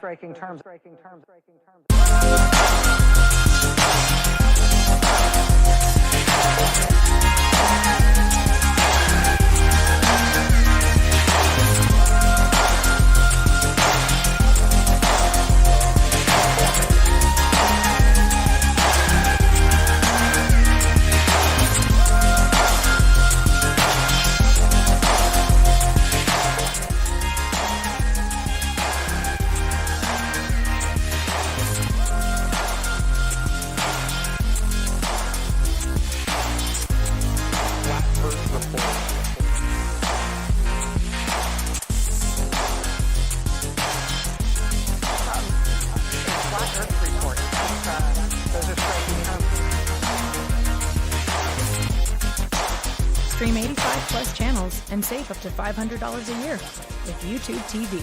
Try it free. Save the everyday for... I have to pause that. Apparently I don't have the pro version of SoundCloud paid for, and it was about to play a commercial. Also, I want to take a moment here and give a special shout out, a couple mentions here.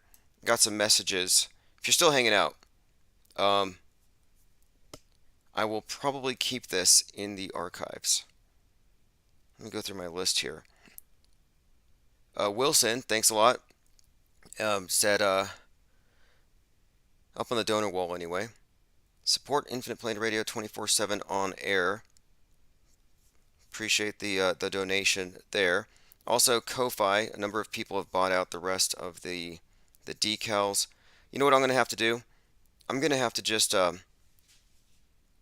restock the store, and I'll just send out a notification, and then of course at that time I will make a mention of all the people who have been added to the donor wall in the last hour and a half or so.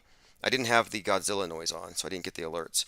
Anyway, thanks for hanging out. I will be fixing the SoundCloud issue here now as well. I was about to play a commercial.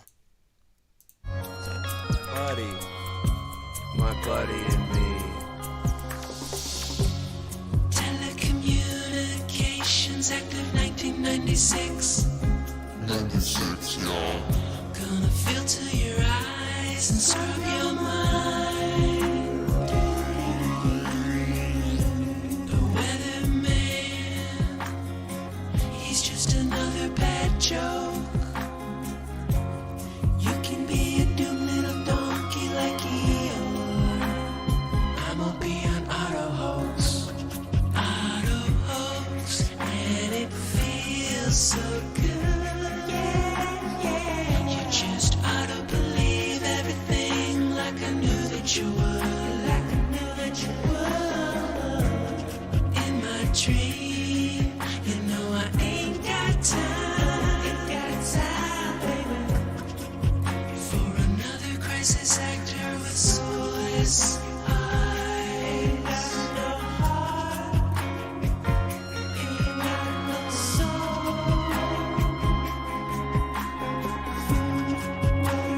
Weather, maps, TV, bones, books, secrets, symbols, numbers, planets, etc.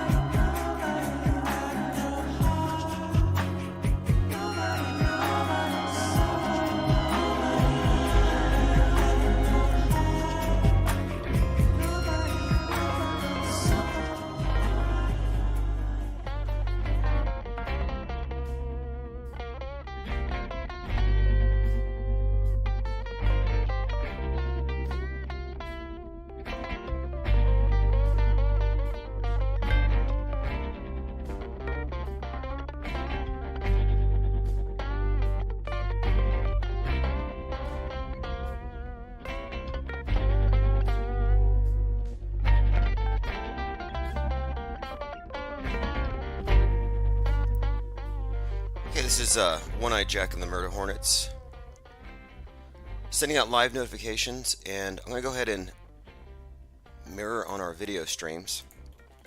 So some of you are listening at ferlive.com or infiniteplaneradio.com.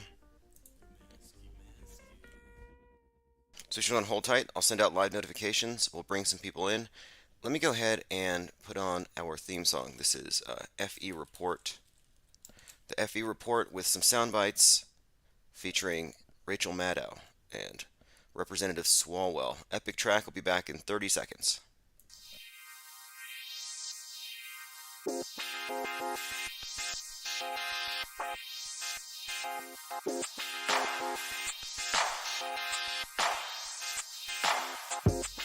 We are at risk of having a flat Earth report come out of the House Intelligence Committee as to what happened with Russia.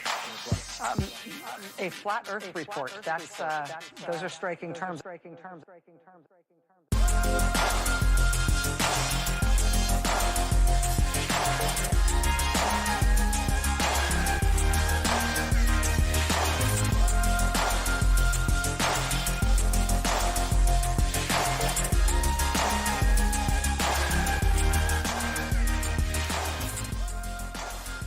All right, good morning, everyone. It's November the 19th, 2021, and this is your only fake news free news source.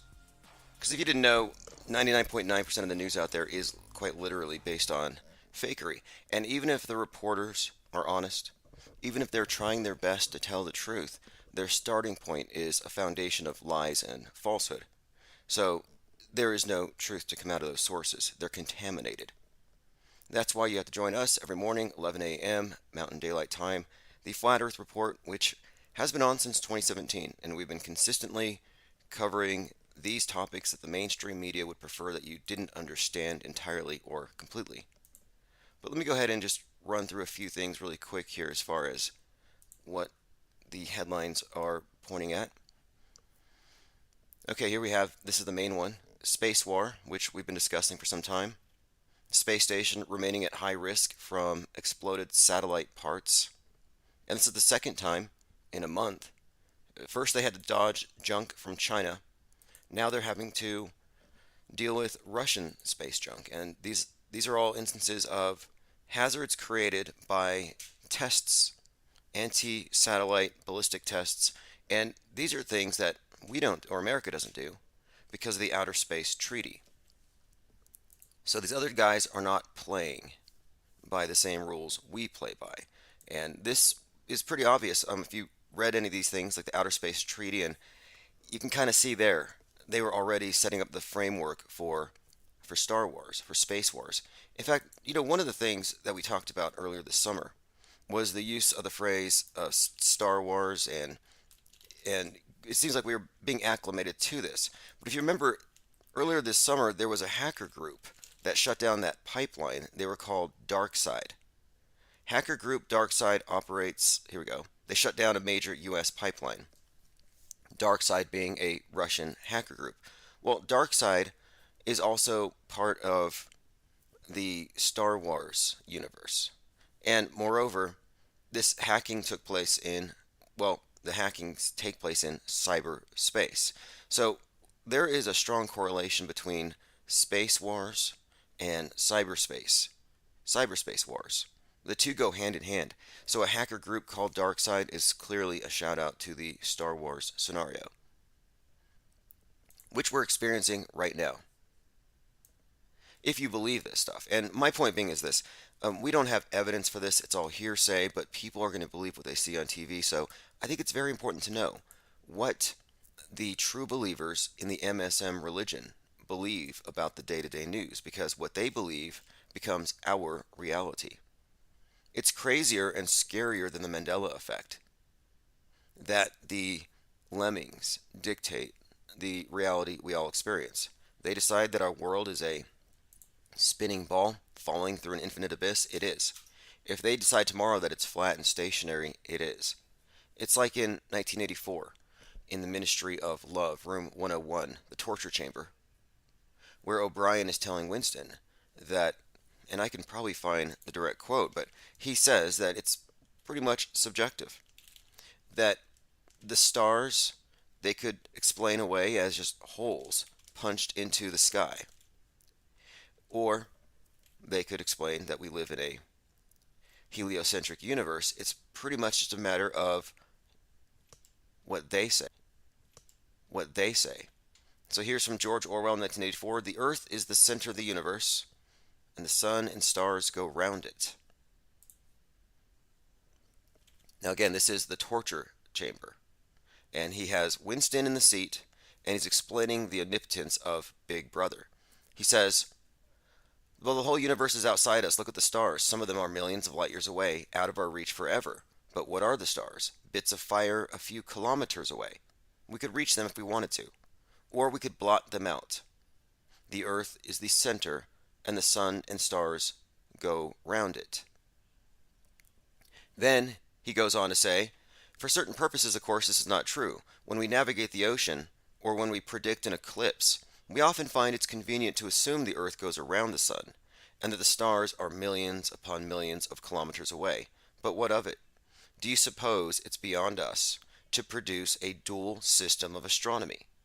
The stars can be near or distant, according as we need them. Do you suppose our mathematicians are unequal to that? Have you forgotten doublethink? So, again, this is from 1984, just an excerpt where Big Brother is explaining how the masses will live in the container that they're put within. They will acclimate themselves to whatever environment, whatever container. And I think the next container, if you ask me, the next container is going to be deep underground military bases that look like Mars. We'll get into that further along as we go, but I wanted to go ahead and mention ferlive.com. So, you can join us here every morning, 11 a.m. Find us on Mixler, find us on Infinite Plane Radio, Dark Matter Radio, but we're now with Free Earth Radio, and these are some great people. I've met some of them. They worked with Mad Mike Hughes when he had his WTF Radio leading up to his launch when he was on the TV show. He had this concurrent podcast. Anyway, Free Earth Radio now has the Flat Earth Report. It says we are proud to be a part of the DMDN network. So if you go there, there's a music player right on top, and it's music 24/7. There's also a chat room there, which I haven't used very much, but I'll go ahead and log in to see if anyone's there. And I will open phones more and more as we go. I'll have guests, we have Skype, so this is going to be more interesting as we go along.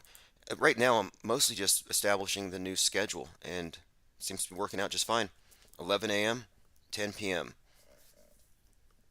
See, we're joined in the chat by Cubstar. Now, I haven't done a lot yet to promote this, but we will. So I haven't automated notifications yet. But the news that we cover is the news we always cover. The stuff that is considered to be borderline fringe. Now, this is something that I really wanted to talk about yesterday before our system crashed. So there's this attempt right now to demonize anyone who knows the Earth is flat or thinks that the politicians are reptilians. Anyone who goes into this realm, well, you're not just an escapist. You're not a fantasist. You're not engaging in hypotheticals for the purposes of philosophical speculation. No, there's no such thing as philosophical speculation. If you deviate from the program, you're treading into the area of, well, I guess they would call it dangerous misinformation. Good morning, We Bear from Mixler. Well, this is where we're at. So all of you who just joined us, Linda, Cubstar, We Bear, everyone else, we are all falling into this category of, well, the new archetype. What are we going to call this? A dark social satire, this is called. It's by, this is from Dread Central. It's an indie horror film, and I was just watching the trailer last night. It's called The Pizzagate Massacre.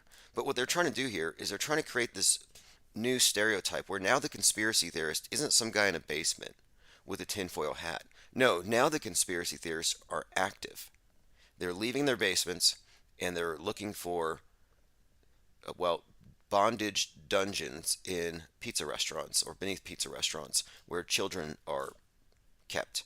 Take a listen.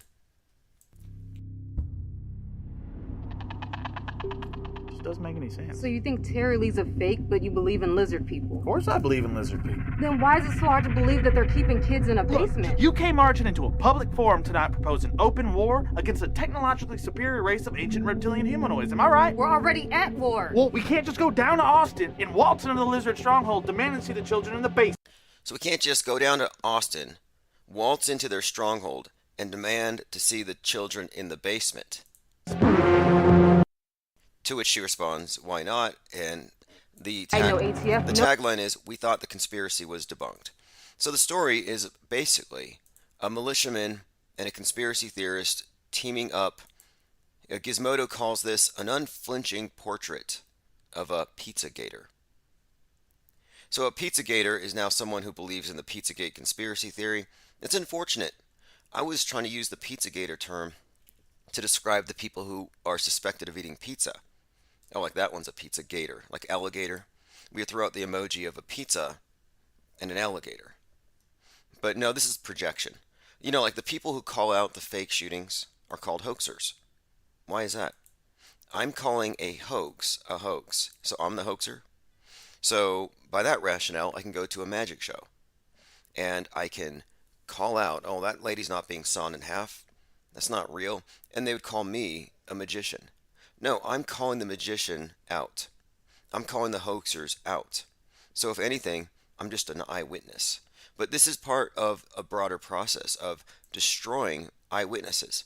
Or rather, eyewitnesses who go against who see what they're not supposed to see. Vice describes this as a grindhouse Pizzagate satire, perfectly capturing a moment in time. So this is all a reference to an individual who actually went to Comet Pizza with a gun, and he tried to find out if there were children in the basement. Pizzagate gunman sentenced to 4 years. His name was Edgar Madison Welch. He entered Comet Ping Pong in D.C. with a rifle. This is back in 2017. Now, again, this event here has to be looked at as a very questionable. Is this a real person? A North Carolina man who fired an AR-15 inside a restaurant was investigating a conspiracy theory. Now, there are some pretty famous, well-known alt-right personalities who went to Comet and investigated it. These pizza investigators. So if this doesn't sound familiar to you, if you're not familiar with it, the idea is this. 33, there's that number, 33,000 leaked emails from Hillary Clinton had all kinds of bizarre statements where politicians were talking about pizza parties. So you would think, well, it seems like the Democrats really love pizza and hot dogs. Some of them prefer hot dogs over pizza, but they pay a lot of money for pizza and hot dogs. I believe Barack Obama spent $60,000 on hot dogs, something to that effect. So, okay, it looks like the video feed just dropped, so just a heads up, we have some technical issues. We tried to deal with it last month when everything crashed, and I went ahead and I just purchased a new tower, but I got something refurbished, and I believe the graphics card is failing. So if you're not listening at Free Earth Radio or at Infinite Plane Radio on the Mixler app, it got dropped. And this has been happening consistently. It's very distracting, but no big deal. The wheels come off the wagon every once in a while. I used to have this car that would do the same thing. You know, it would predictably overheat. We knew when it would break down. So it's like, okay, it's going to break down when I get to destination A. But when I'm done with my business, it'll have... Anyway, we had to account for it. So, yes, we're dealing with a few technical issues. No big deal. But we'll continue the conversation. So we're talking about the Pizzagate gunman sentenced to 4 years in prison. Edgar Madison Welch pled guilty in March to charges of assault with a dangerous weapon and transporting a firearm over state lines. This case is seen as an example of the potential real-world consequences of fake news stories. That's why I think it's fake. There's an agenda here. And we have perfect coverage of the whole thing. The whole event was photographed. The photographer is in the line of fire. You have the guy with his hands on his head. You have the cop back there pointing. The yellow criminal tape is already up. The crime scene tape is already up in the photo. Explain this to me. When do you put the crime scene tape up, before or after the event? Well, here they already had it in advance, so I guess their CSI is really that good, Minority Report style. Oh yeah, we have, our precogs have determined that there's going to be a mass shooting at this location, Comet Pizza, at this time, so go ahead and put up your crime scene tape. Get your investigators there. So they were there when it happened or something. But anyway, the guy walks out, hands on his head, and he's in the line of fire, or rather the photographer is in the line of fire. So Edgar Madison pled guilty in March to federal charges of assault with a dangerous weapon and transporting a firearm over state lines. The case is seen as a clear example of the potential real-world consequences of fake news. So fake news was already causing people to go radical. And this is a replacement for the radical Islamic terrorist who might go to a mosque, hear something from someone who went to Yemen and got radicalized, and boom, he caught the jihadi virus. And now he might blow up in public, maybe even at a pizza restaurant. So they replaced that with the conspiracy theory virus.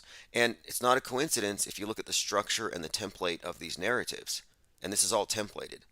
Not a coincidence that the Quranic verses that radicalized the explosive religious proselytizers, the Allah Akbars who blow up in the bars and in the delis, yeah, they were radicalized by a mind virus that came from the Quran.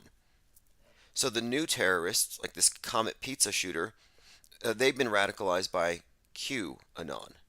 Now, the QAnon and the Quran are perfect parallels, and it goes along with the replacement of ISIS with vanilla ISIS, with Al-Qaeda with white Al-Qaeda. In fact, one of the white nationalist groups out there they keep talking about is called the Base. White nationalists, the Base. Do you know what Al-Qaeda means?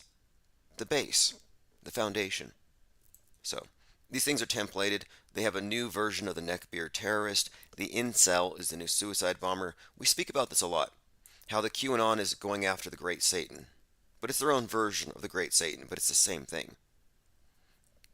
You have Little Satan, Great Satan, Israel and America, while QAnon really parallels all of this stuff. But they're also a bit more complicated than simply rehashing of radical Islamic terrorists, because what you also have is you have the element of Christian eschatology. It ultimately is about a reset button and saving the world from the bad guys. Now, is this case, Edgar Welch, is this believable? I kind of don't think so. It says the unfounded Pizzagate internet rumor at the center of the accused Comet Ping Pong Pizzeria as being the home of a satanic abuse ring involving Hillary Clinton. It says here, this was all circulated by politically motivated fringe sites. To me, it looks like a self-inflicted wound, like the Democrats would stage a psyop like this to preemptively start censoring their opposition. That's what it looks like to me. It looks like a big setup. We'll see. But if you look at the censorship that has been enabled, I mean, look at who the censorship enablers are. I mean, we're all against it in principle, and you should be able to say whatever you want to say. But it seems like there are certain memes that were put out there that were basically there to sabotage people who had otherwise very good points and to disrupt organic networks. I mean, look how the flat earth topic has been disrupted. If you haven't followed it, in 2018, you had large discussion groups all night long. You had things like Google Hangouts, where it was very easy for a lot of people with small YouTube channels to just jump on and have these group conversations. And then the conversation started bringing up topics that are forbidden, and then they had to do something about it. So Google Hangouts kind of detached itself, and then you had this shooting conveniently in Christchurch, where the live streaming of the shooting was used as a pretext for saying, well, you can't live stream on YouTube anymore unless you have at least 1,000 subs. Well, okay, that just raised the bar, meaning the regular person can no longer access this platform as easily as anybody else because you have to already have 1,000 subs. Or if you're like me, you have to work your way there despite the fact that everything you say gets you banned. I mean, we've had thousands of subs on various accounts, but every time we get to 1,000, we get banned. I mean, it's kind of a joke at this point. But my thinking is, they raise the bar in order to reduce the number of people engaging in these conversations. They're limiting engagement. And that's been the case all along. And so then Behind the Curve comes out, which is a Netflix TV show about certain flat earthers who have certain views. People who believe in things like walls, Pac-Man Earth. Oh, you leave one side, you come back on the other. The strangest ones they could find were put forth as exemplars of those who entertain fringe ideas. And as soon as that was trending, YouTube started blocking the topic. So YouTube decided that they were going to change their filter when it comes to the flat earth topic, so that from then on, they would no longer be able to organize as easily. You couldn't even find anybody. So listen to this. This is from January of 2019. YouTube tweaks the algorithm to fight flat earthers, 9/11 truthers. YouTube altering recommendations to show less flat earth conspiracies. Unbelievable. YouTube moves to make conspiracy videos harder to find. So you're telling me this conspiracy is self-debunking. It has nothing of merit to it. It's only a bunch of intellectually deficient basement dwellers, right? I mean, everything they say about who the flat earthers are, or they're Nazis. Which reminds me, Eric Dubay put out a video I wanted to address. But what they've done is they've mischaracterized the group. They've done it intentionally, and then they tried to bury the topic, where they actually broke their system. It's like, let the topic debunk itself. The fact that they have to hide it and bury it kind of makes it seem like they've got something to hide. Echo Charlie says, Christmas Day bomber anniversary coming. Oh, yes. Yeah, wasn't the bomber a Q Warner? That was a fascinating one. You get into the study of names. Think about it. The guy who blew up the RV, it was a RV in Nashville. And he had basically a megaphone or speaker, actually, some kind of a computerized voice was warning people, stay away. Stay away from this thing. It's going to blow up. Well, anyway, it blew up. His name was a Q Warner, Anthony Quinn Warner. So think about it, a Q Warner. So this was taken to be some kind of a statement being sent out to the QAnoners. Interesting story.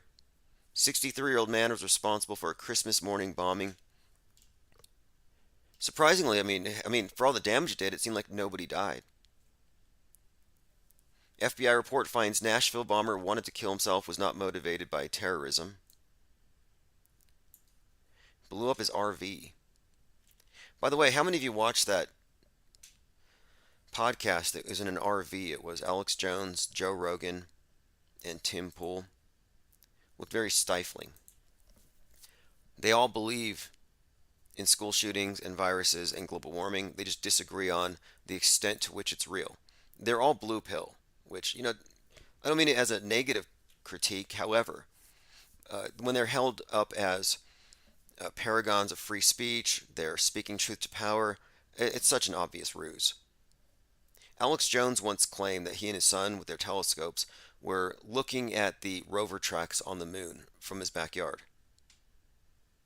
WeBear says, love the way you're setting a template for the move away from the censored platforms. Oh yes, the idea that you can conform yourself to these platforms and that you're going to make it in the long term is, I think it's self-defeating. And in the end, you cheat yourself. You rob yourself of the ability to have honest conversations. Like, I'm not going to self-censor. Even when someone's calling, like back last year, vaxophobia was huge. I don't get a lot of people calling about that anymore. But people would call and they would air their fears and concerns, and I knew I would lose channels over it. Didn't care. Because we have a long-term plan here, and I think that the politically motivated censorship is going to recede at some point. But there are certain things that I've noticed, and this is why I keep the Flat Earth Report going. There are trends. Like we saw in advance that they were already using the lexicon of epidemiology to describe misinformation, meaning mind viruses, virility, bad virility, toxic misinformation, poisonous information. They started doing that intentionally early on, way before the idea of speaking about these ideas or these topics is somehow tantamount to spreading a virus. Well, now they've already connected it. You even have the CEO of Pfizer suggesting that people who spread conspiracy theories are criminal. In fact, let me find that quote for you. By the way, the CEO of Pfizer has a lizard neck. Like when there's a video of him, and you can probably find this very easily, where his neck is inflating and deflating like an iguana. Not sure what that means.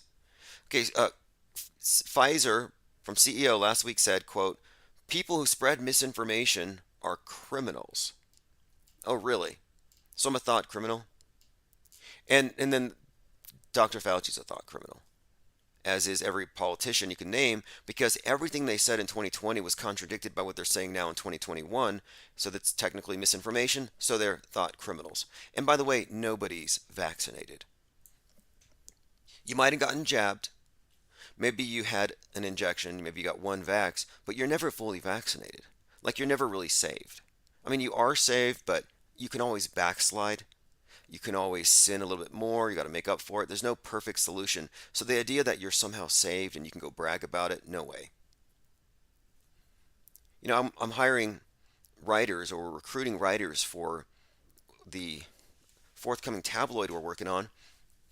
And I have many, many applicants. And a lot of the applicants are actually putting vaccinated on their headline. I was like, what? Okay, so what you're telling me is you're not a good journalist. You don't know how to do research. He also says you're a conformist and you trust the MSM like it's an authority. It's your Bible. So immediately I can screen them out.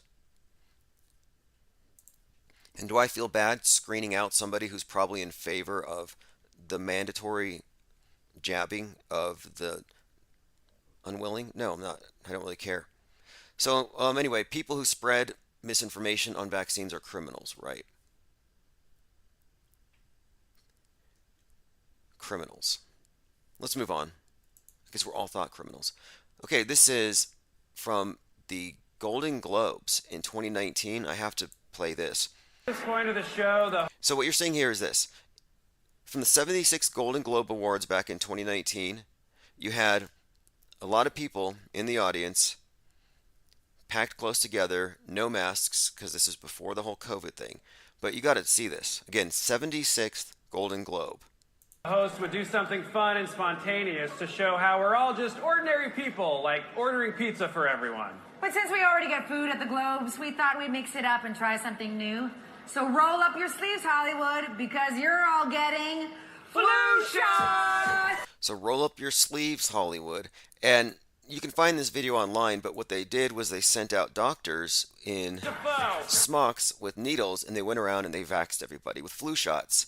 And they joke and they say, anti-vaxxers, just put a napkin over your face. Excuse me, ma'am. You're definitely going to want to get Defoe.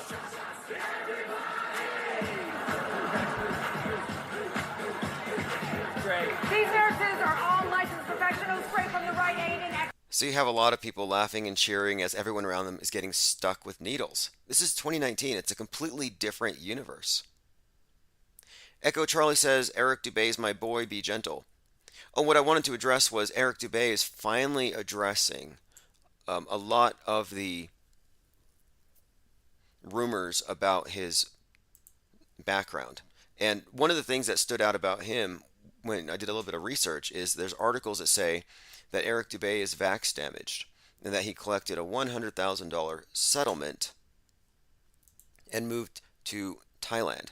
Interesting story, but he went over that today.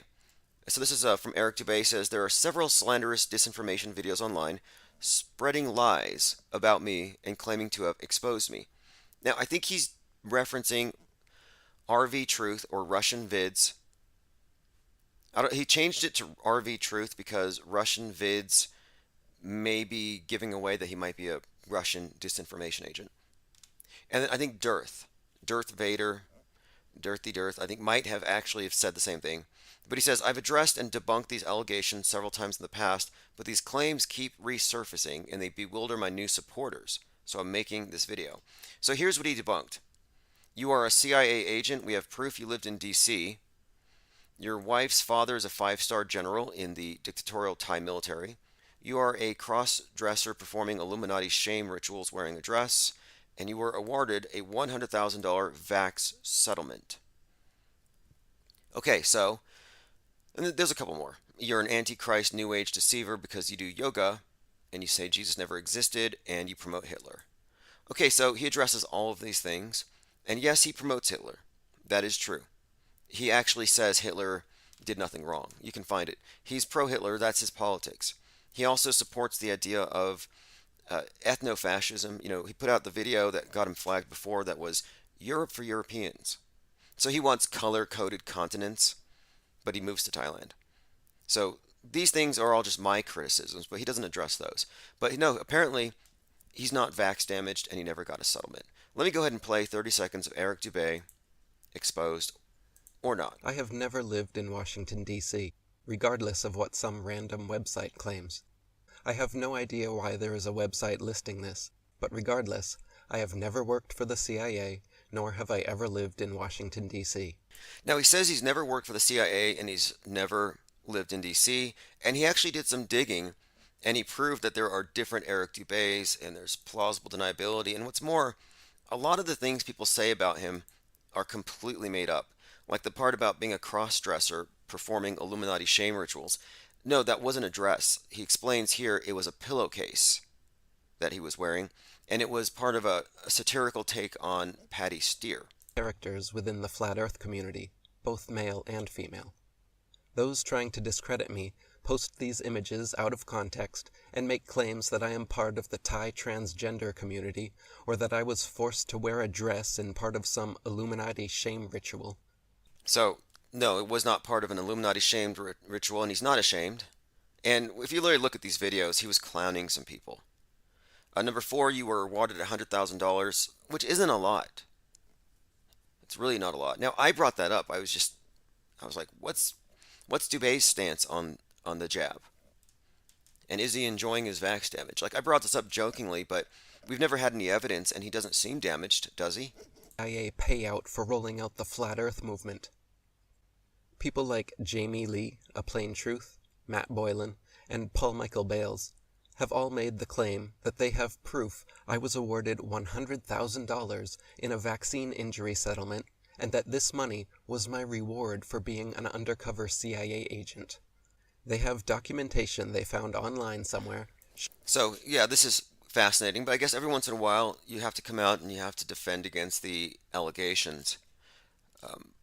But, you know, you have to also remember, he's reclusive, he's aloof. If you put yourself in a fortress, you don't really have a lot of say in what people say about you. So, he's on top of a mountain meditating.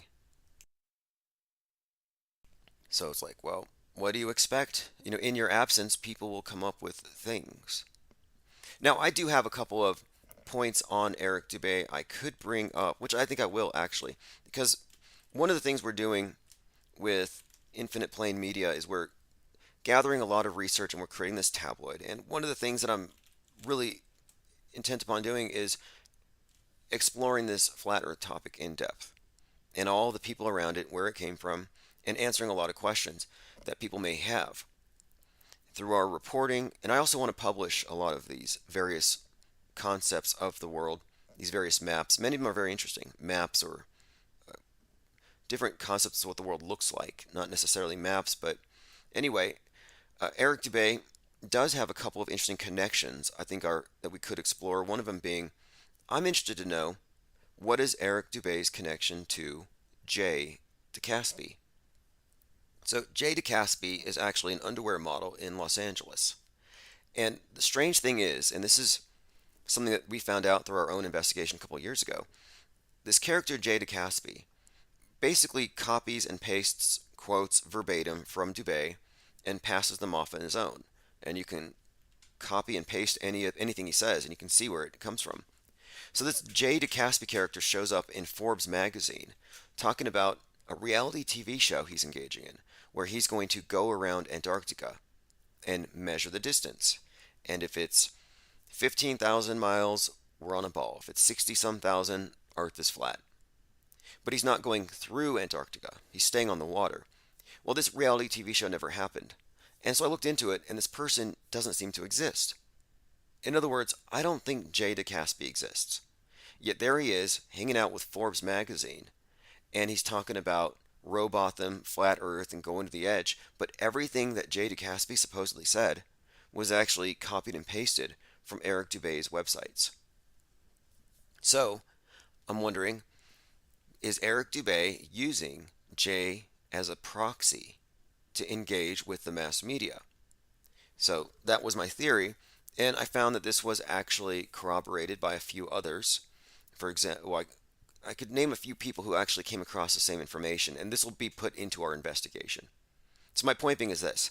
I have evidence that Jay DeCaspy is, wittingly or not, working with Eric Dubé to serve as a proxy for Eric Dubé to communicate on this topic without putting his own name out there.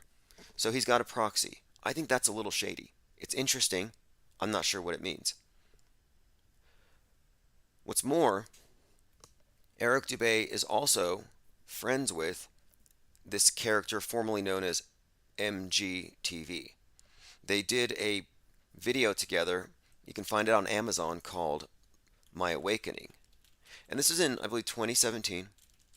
My Awakening. It's with Eric Dubé and MGTV World. It's called The Awakening, a true story. 2017. Producers Eric Dubé and MGTV Studio. Streaming on Amazon. Now, the interesting thing about The Awakening, a true story, is simply that it shows that he's worked with MGTV. Well, who is MGTV? This is the guy that we know today as George News, aka Q. Yes, the guy that travels around with Trump, the guy that's friends with the Trumps, that the media hasn't really pinpointed yet, the guy who's friends with Ron Watkins behind George News, formerly JFK Jr.'s magazine, but somehow being used with the blessing of the Kennedys. Yes, that Marcus Goldfinch, that individual who is likely Q, or dead center in the middle of that psyop, actually knows Eric Dubé, and they've worked together. And you have proof right here on Amazon. And I actually contacted Dubé about this. Not as myself, but I contacted him as MGTV. And they know each other. I will keep those exchanges private because it was a little bit of phishing. But I can tell you that, yeah, he's connected to intelligence, to military, to intelligence agencies. In fact, MGTV, Marcus Goldfinch, you can see in his bio, he actually trains FBI agents. He works special ops. He is so connected that I'm like, okay.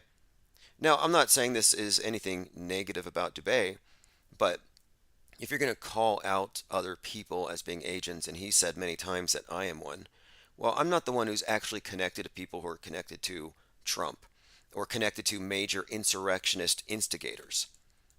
George News, by the way, has 300,000 Telegram followers, practically. I'm looking at his Telegram account right now. And I know who he really is because of a lawsuit. And this individual is friends with Eric Dubé, and he stays at Trump Tower. He stays at Mar-a-Lago. He has been in Trump's company. In fact, he was at Trump's birthday on 6/11/2021, recording it on his own iPhone. And he posted a clip on George News. So, Eric Dubé knows somebody who knows somebody. Does that mean anything? Again, not necessarily. Next topic. We talked about Pizzagate massacre, space station being hit with space junk. NASA chief calls out irresponsible Russian anti-satellite missile test after the ISS performs evasive action to avoid collision with space debris. And see how that's happening. And you have to look at the ISS. I have this theory about it. My theory has been for some time that the next 9/11 is going to be from space. And if you can mentally picture the Twin Towers and then unfold them, take the four walls off, unpack it, and then lay it flat like a set of Legos. Like if you ever opened a box of Legos and all the pieces are connected on these plastic frames and you have to pluck the pieces off. Well, to me, the space station looks like a deconstructed set of twin towers. Look at the solar panels, the solar array. And it's not just me. A lot of people who've looked at this with me, and you do the comparisons, a lot of the photography, you'll see two solar panels and the Earth or the night sky. And the way they frame it, it often resembles the Twin Towers.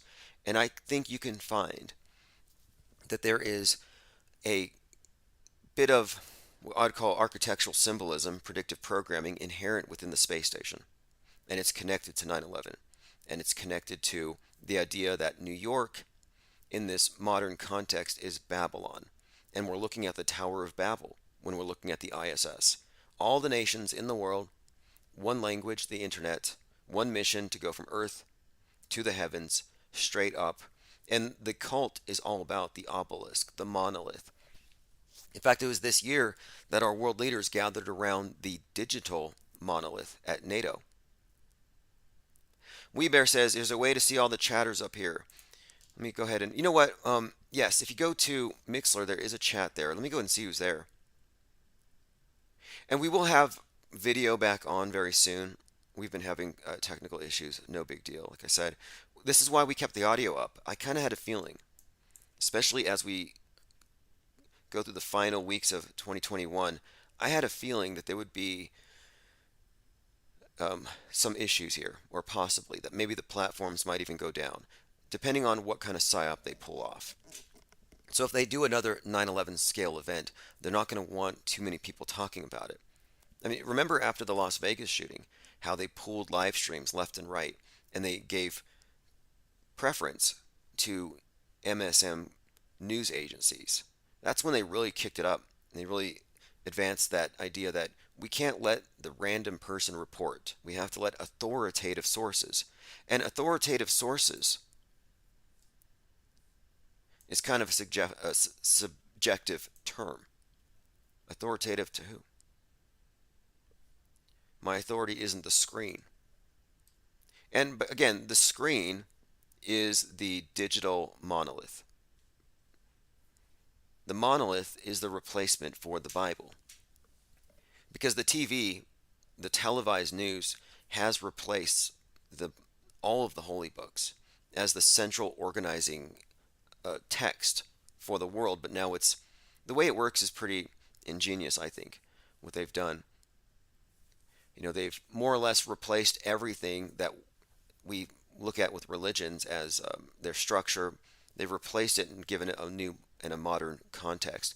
And the television is really more than just a Bible. I mean, it's a worldview shaper, but it goes beyond any of the holy books, and it doesn't necessarily cancel them out. So you can be any religion, any faith, as long as those are lower than what comes out of the authoritative television. So in 2020, when you saw all the major world religions shutting down and locking their doors, well, they were at that point capitulating to the new religion. And the new version of sin is boss. Virus trumps the older concepts. COVID's a bigger devil. Globe, the angry globe who might flood us if we don't mitigate our behaviors, is a scarier, punishing, flooding storm god than the one of the Bible. So they've upgraded their old religions. It's all just, for the most part, pageantry. So when I look at the space station, I don't really believe it's up there. I don't have any evidence. If you've seen something, let me know. A lot of people lie. A lot of people claim, well, somebody saw it, so it's there. That's like saying, well, a lot of people reported seeing Bigfoot, so Bigfoot's real. Okay, well, that's a logical fallacy. There are so many logical fallacies built into our consensus reality, especially when it comes to science. And we're at the point now, and we predicted this last year, that it's evident that the new age is going to be quarantined, that quarantine is part of the future, that it's going to be quarantined for other reasons. They just had to accelerate everything, and so the virus gave them an excuse to fast track the implementation of our future lockdown society, lockdown world, our civilization of stasis, as Jeff Bezos put it. You know, Jeff Bezos, who poked his head into space on the anniversary of Apollo 11, launching at 9:11 a.m. Imagine that, Apollo 11, 9/11. Interesting connections to be explored there. But before COVID, he said, we will need to move into a civilization of stasis. To save the world. Pull the brakes on everything. Climate lockdowns. So they were talking climate lockdowns before it was cool. Before it was imminent. Before people were actually taking it seriously. And, you know, a month ago, if you said climate lockdowns, it was a conspiracy theory. And they were damage controlling it already then. Well, now it's not a conspiracy theory. Look at India. A couple unrelated headlines. Biden transfers power to Kamala while he gets a colonoscopy. She becomes the first woman to hold presidential power. Now, this is something that I saw coming. We all saw it coming. There are some things that we all know. We know at some point Biden's going to do something and Kamala's going to take over. We all knew this. Like we all know at some point Zuckerberg's going to peel his face down and show the Android. And that's not going to shock anybody either. But this is an interesting development, if you ask me, from the meta script perspective. Simply because she would be the 47th president. And I've seen some interesting bits of predictive programming in the media that correlates the Super Bowls to the presidencies. Just hear me out here. Super Bowl 47 is the one where it went dark for 33 minutes. So, we're in presidency 46. Well, he's president number 46. So I was saying for some time, and this is in my book, The Metascript, that when we lose Biden and we go into number 47, we're going to experience 33 minutes of darkness. And what that means is 33 is just code order out of chaos. It means that there'll be some kind of darkness, which has been very much predicted in a lot of predictive programming. Things going dark, a shutdown, dark winter. But what's more, who was quarterback during the Blackout Bowl when it went dark for 33 minutes? And that was the term they used, the Blackout Bowl. Colin Kaepernick. Power outage stops Super Bowl for 33 minutes. USA Today, February 3rd. The Super Bowl was delayed because of a power outage on Sunday, leading to 33 minutes. The biggest delay, big delay in the biggest game of the year. That was Ravens versus the San Francisco 49ers. So the significance here, though, is right now, as we speak, who is the leader of BLM? Who is the visible leader of the civil rights movement? Who is the most famous face? He's on Ben & Jerry's ice cream. Colin Kaepernick. So here we are. Super Bowl 47 power outage. Stops the Super Bowl for 33 minutes. So my contention is this. The quarterback is something like a leader. You know, the quarterback is the center of attention. The quarterback is the guy calling the shots. In the sense, he's the focus. So right now, the focus of the revolution has a Netflix special. He's making waves. He got the coach of Raiders, the Raiders fired for racist emails. He's being vindicated left and right. And now we have a lot of tension in the air, as the case of Ahmaud Arbery hits the news. And then we've got the Kyle Rittenhouse and Kenosha event, which has BLM supporters enraged because it's another example here of disparities in treatment. You know, Kyle was able to walk off the scene carrying a gun. Anyway, that's all going down right now. So things are very helter-skelter-ish at this moment. Kamala taking the lead right now fits within this bigger pattern, I believe, that's been predicted, that would foreshadow the 33 minutes of darkness, one of the keys being Colin Kaepernick being the quarterback at that time. Well, he's not a quarterback now, not on the football field, but on the world stage, certainly. And one more thing, and this does interestingly tie into the flat earth topic. Nicholas Copernicus revolution, the Copernican revolution, that was the first time that the term revolution was used in a political sense. and it caused sweeping changes everywhere. So the world is now spinning. World revolution. And these terms revolution and spinning are all very they're used advisedly. So here you have Colin Kaepernick on the cover of Ben and Jerry ice cream change the world. Well, the name Colin comes from Nicholas. Kaepernick comes from Copernicus. Colin Kaepernick is Nicholas Copernicus on the world stage, leading a world revolution. All right, let's go ahead and put a link in the chat. Look, the video will be back up later, so if you missed this, if you just jumped in, if you're just catching the audio, if you missed the first hour or whatever, it's all going to be put together and premiered in one uninterrupted piece. I've had to Frankenstein things together because of these technical issues, but again, it's not really a big deal. I'm not really perturbed. So we'll be back. Join us same time tomorrow. I want to say thanks to Free Earth Radio, FERLive.com. So if nothing else, you can always find us there, Free Earth Radio. Again, FERLive.com. And I'll be mirroring some of their content off and on. They have other music that I haven't heard, newer stuff, but I'm also going to share tracks with what we play on Infinite Plane Radio. So there'll be a lot of cross promotion. All right, we'll be back later. Thanks again. This is FE Report by MVP, the Hardware Vandal. It's November the 19th, 2021. Report. Those are striking terms.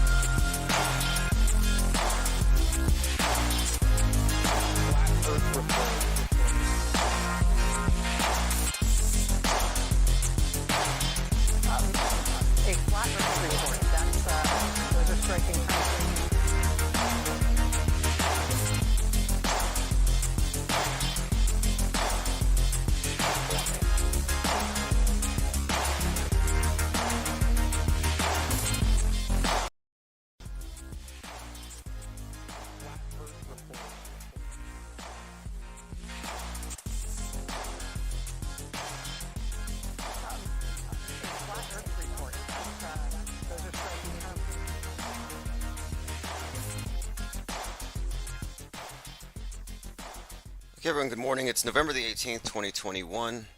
Starting a bit early, we're focusing on the Mixlr app and optimizing it. So the only place we can be heard right now is the Infinite Plane Radio Mixlr app, and we're also on Free Earth Radio, which you can find at FERLive.com. And I'm sure by tomorrow we'll resume our video broadcasting. I'm not sure if it's gremlins, micro EMP bursts, or software, or I could be inept, but something is not quite right with my computer at this time, and it seems to be dropping the feeds about every 45 minutes. So I've been stitching together live streams for the last few days just to make it work, but for the time being, we're working solely through Mixlr, so I'm going to go ahead and check and see what's going on in the comments section there. Again, you can find us there. Just go infiniteplane.radio. Let's see, a comment from WeBear says, Space weather news. Space weather and the Russian satellite strike. Yeah, exactly. Let's bring that up really quick. Cosmos 1408. Now, I'm not sure what the significance of 1408 might be, if anything, but the name of the satellite that Russia destroyed was Cosmos 1408. And they're making a much bigger deal about this than they were about the Chinese space junk that they had to maneuver out of the way of. So the space station uses its boosters to move into a different orbit when there's something in its way. So it's just a coincidence that the Chinese space junk and now the Russian space junk are suddenly creating huge issues. Then, about a month and a half ago, I think we should also add this in here. You have to add in the Russian the Russian cosmonauts sent up a booster which caused the space station to flip 540 degrees. The thrusters went off accidentally, quote unquote. I mean, what if the astronauts were eating? It just flipped it. But again, I'm thinking plausible deniability, that these aren't accidents.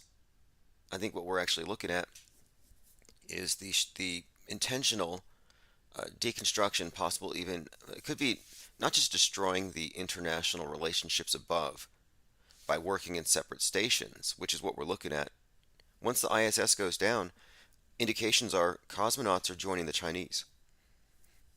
So if you look at it from this perspective, outer space is a war-fighting domain, and you have various competing interests, but it boils down to how are we collectively going into space? Space communists or space capitalists like Bezos and Branson and Musk? And the idea is and this is what has been brought up for years, if you allow the space capitalists to lead the way and Americanize the universe, put a McDonald's on the moon, what will happen is wealth will be created on Earth that will be much less sustainable than what we have already. So add what we have. They say we have so much wealth in the world, and the disparity is bad enough, but they're saying our disparity is actually the cause of global warming. So we're destroying the world because we're so wealthy. We're exploiting the resources. We're taxing the Earth's ability to sustain us. Well, add into this $1 trillion of wealth mined from asteroids. It would destabilize everything, and it would make it that much easier for the rich, I think, to also assert themselves by being the first ones to go into space. So then it's almost like you have to be rich to buy your way into heaven. And my contention, of course, here is that space is a modern replacement for the archaic concept of heaven. It's like heaven for the atheists. You can't get them to modify their behavior and to moderate their behavior just based on the promise of paradise after you die. No, the atheists don't buy that. Christians may, religious may.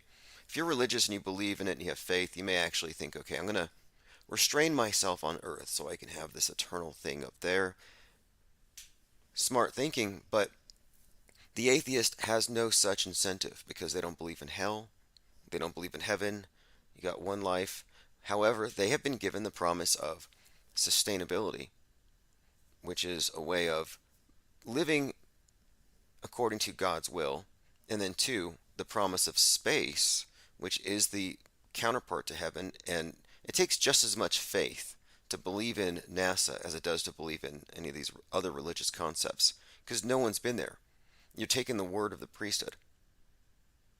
But now the atheists are also given the promise of potential immortality through digitally being uploaded into the cloud, possibly an android. You can see the sales pitch every day. Anything I watch on Netflix, anything science fiction, anything about the future. On HBO right now, I'm watching a series called Raised by Wolves. Ridley Scott, excellent work. But I can see this agenda of selling humanity on this new technocratic religion, and it replaces everything from the old religion. And I spoke about this throughout 2020, the concept of sin is no longer it's no longer a viable tool to control and manipulate people and how they behave in the privacy of their own homes. However, the new priesthood has employed the virus as a replacement for sin, and it has a scientific backing. All of the atheists believe in the virus, and their behaviors have been modified. We saw a societal puritanical revision without the use of a Bible, but the authority of the TV screen, which has replaced the Bible.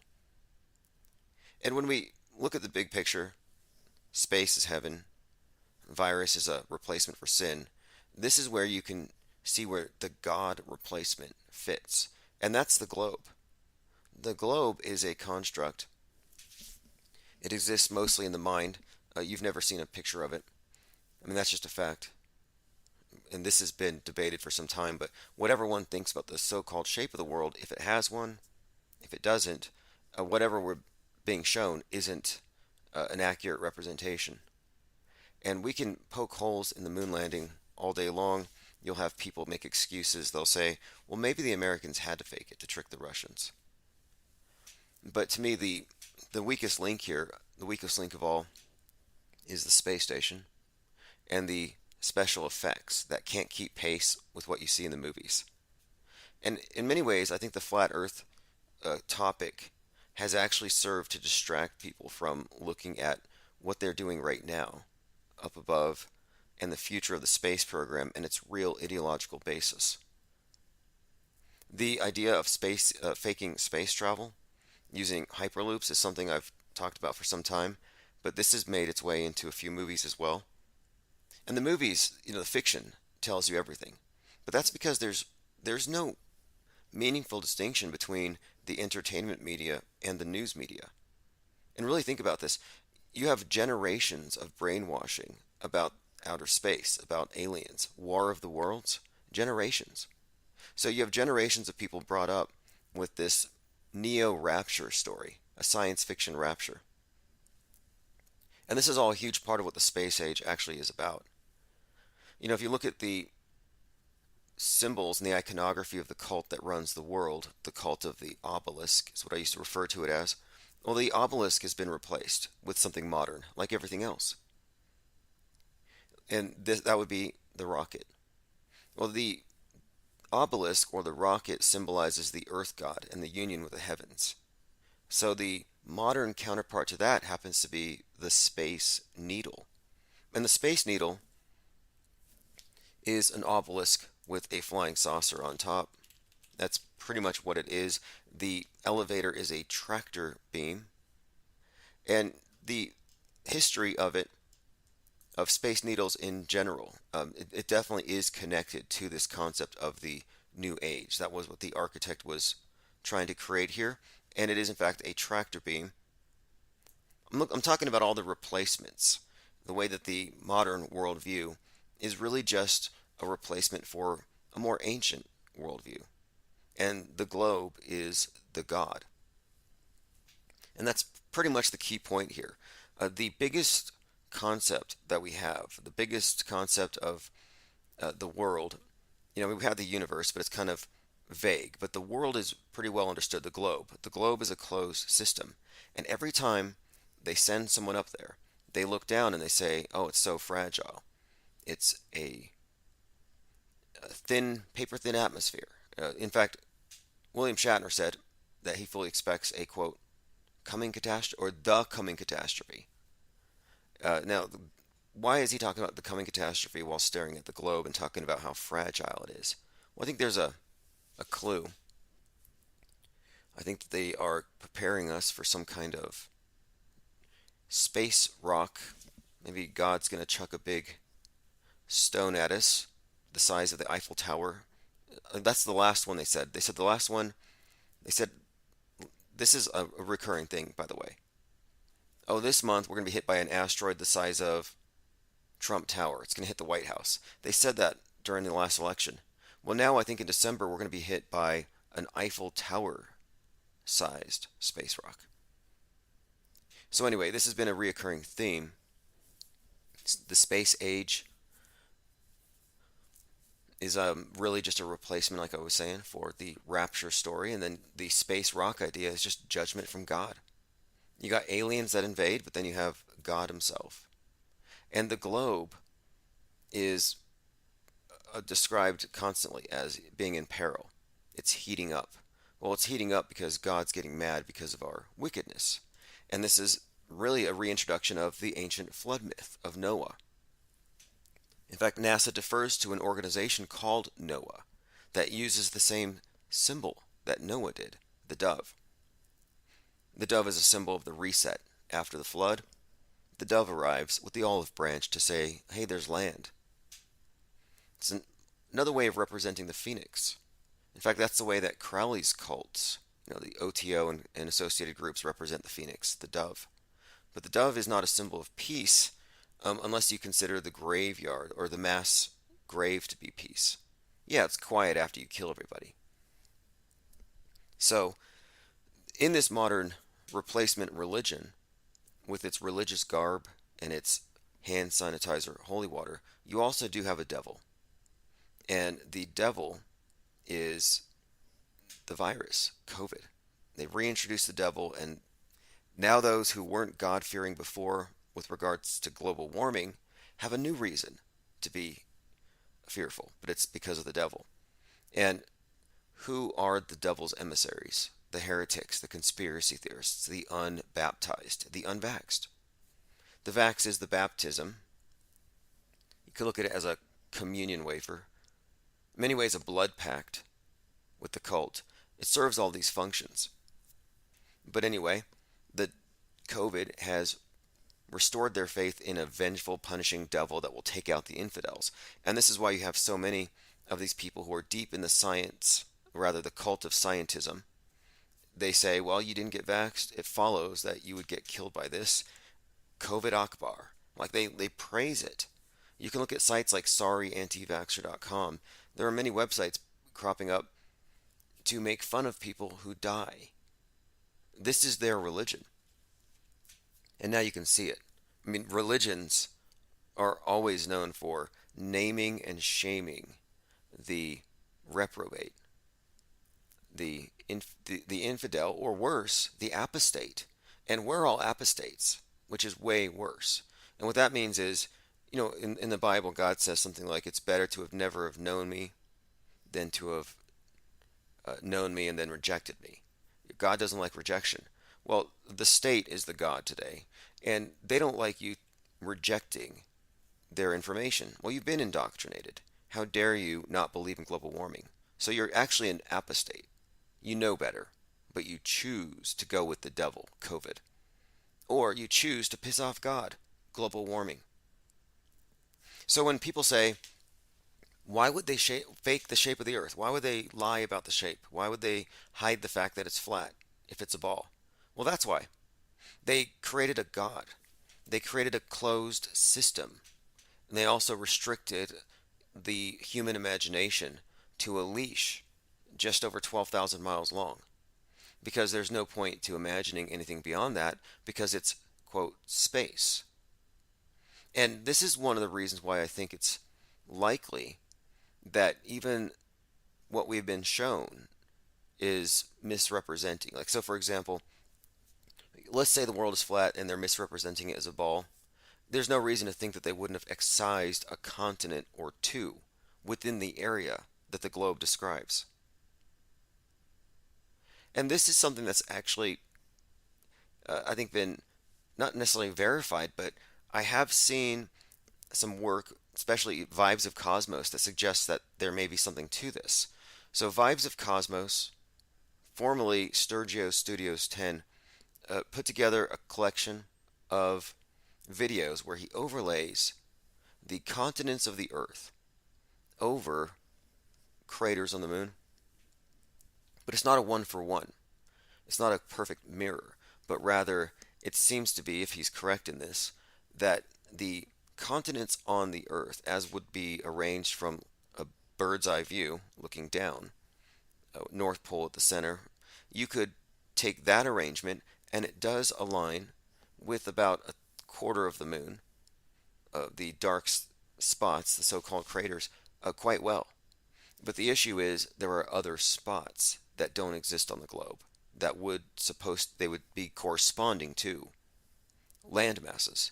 So if there's anything to this idea of the moon being some kind of projection and also revealing what's below.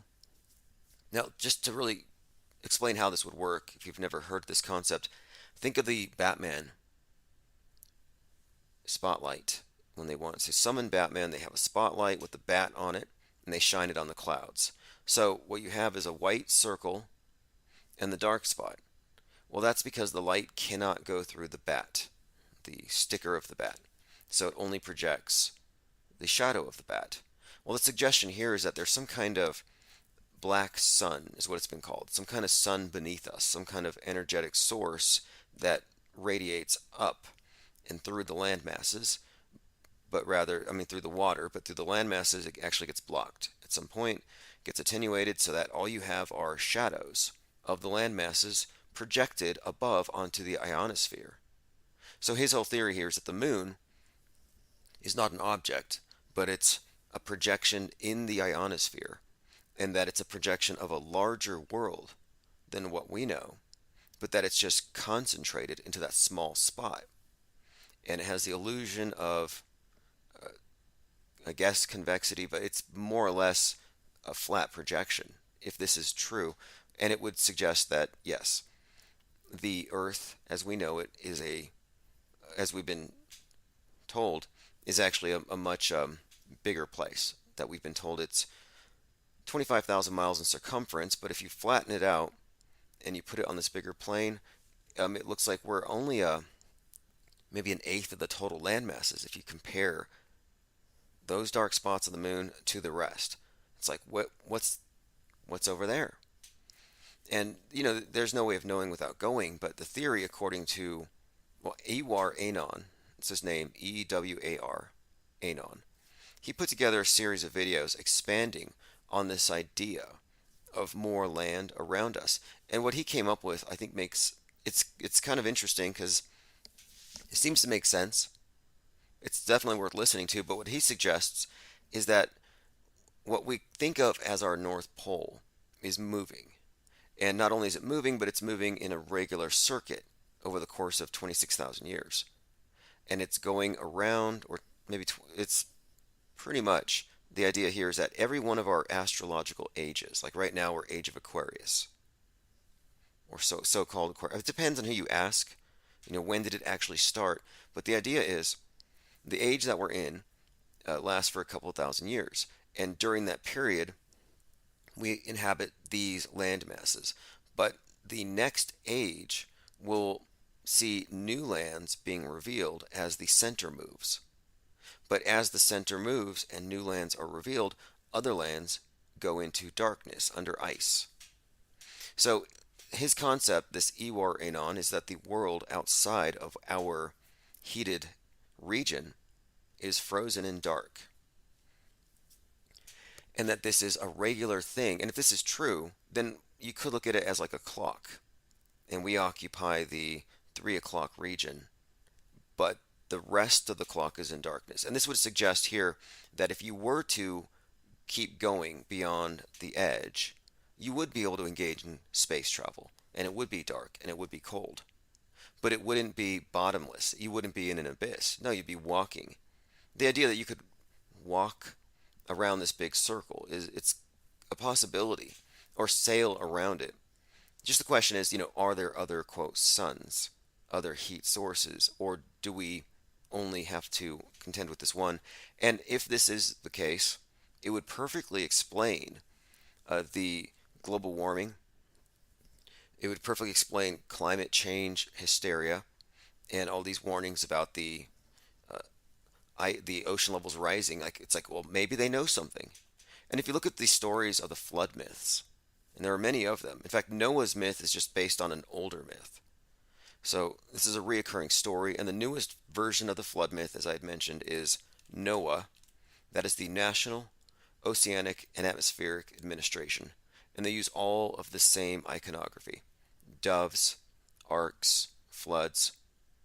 But anyway, if this is the case, then the flooding isn't a myth, but it's rather a natural occurrence that has to do with the precession of our center around this great plain.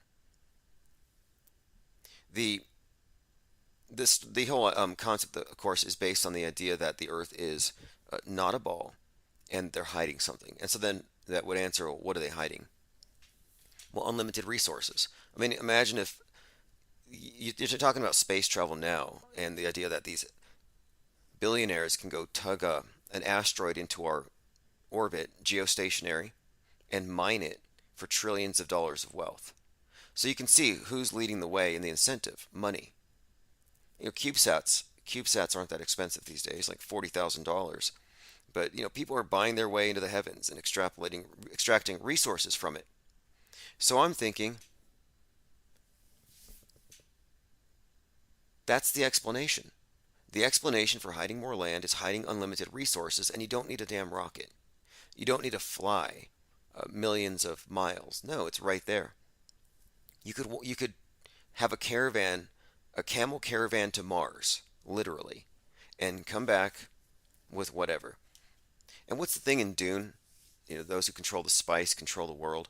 It's all about monopolizing land and resources. And here's an interesting side note, because I don't believe that there's an ice wall. I don't necessarily believe that the Earth is, quote, flat. I'm just suggesting here that there's enough to question the official story that until it's proven otherwise, we need to be shown a curve. But we don't know that it has a shape. Is it endless?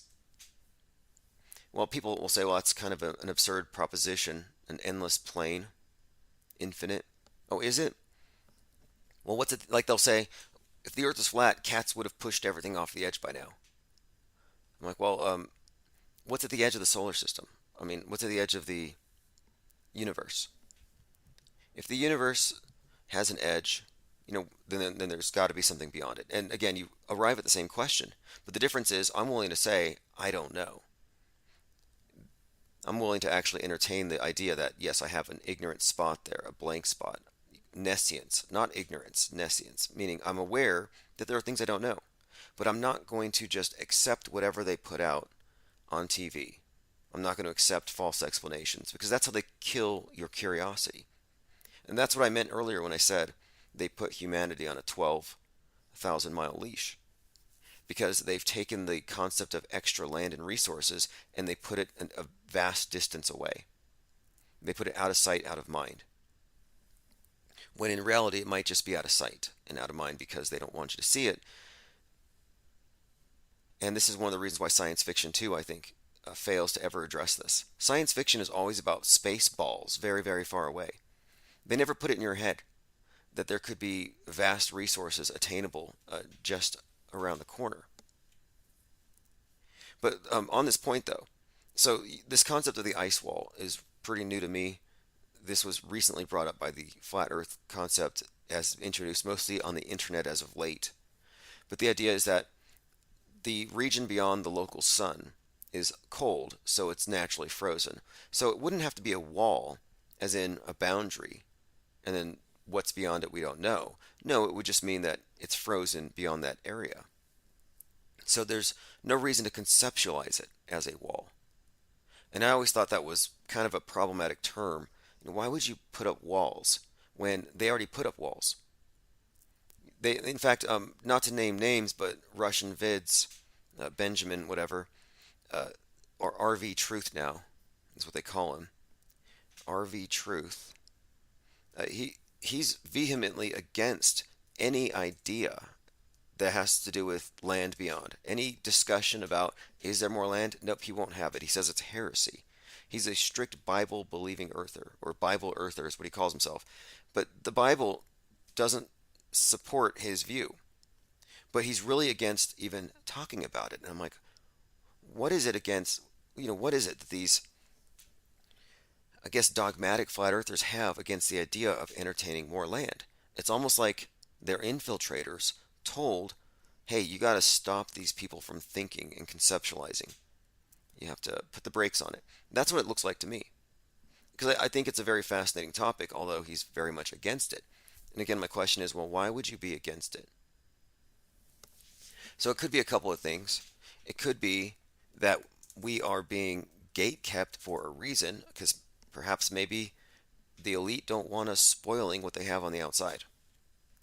Or maybe it's not even developed yet, and it's a free-for-all, and they don't want there to be another exodus, a globe exodus, as people go find new land and they find, oh, we don't really need all this government anymore.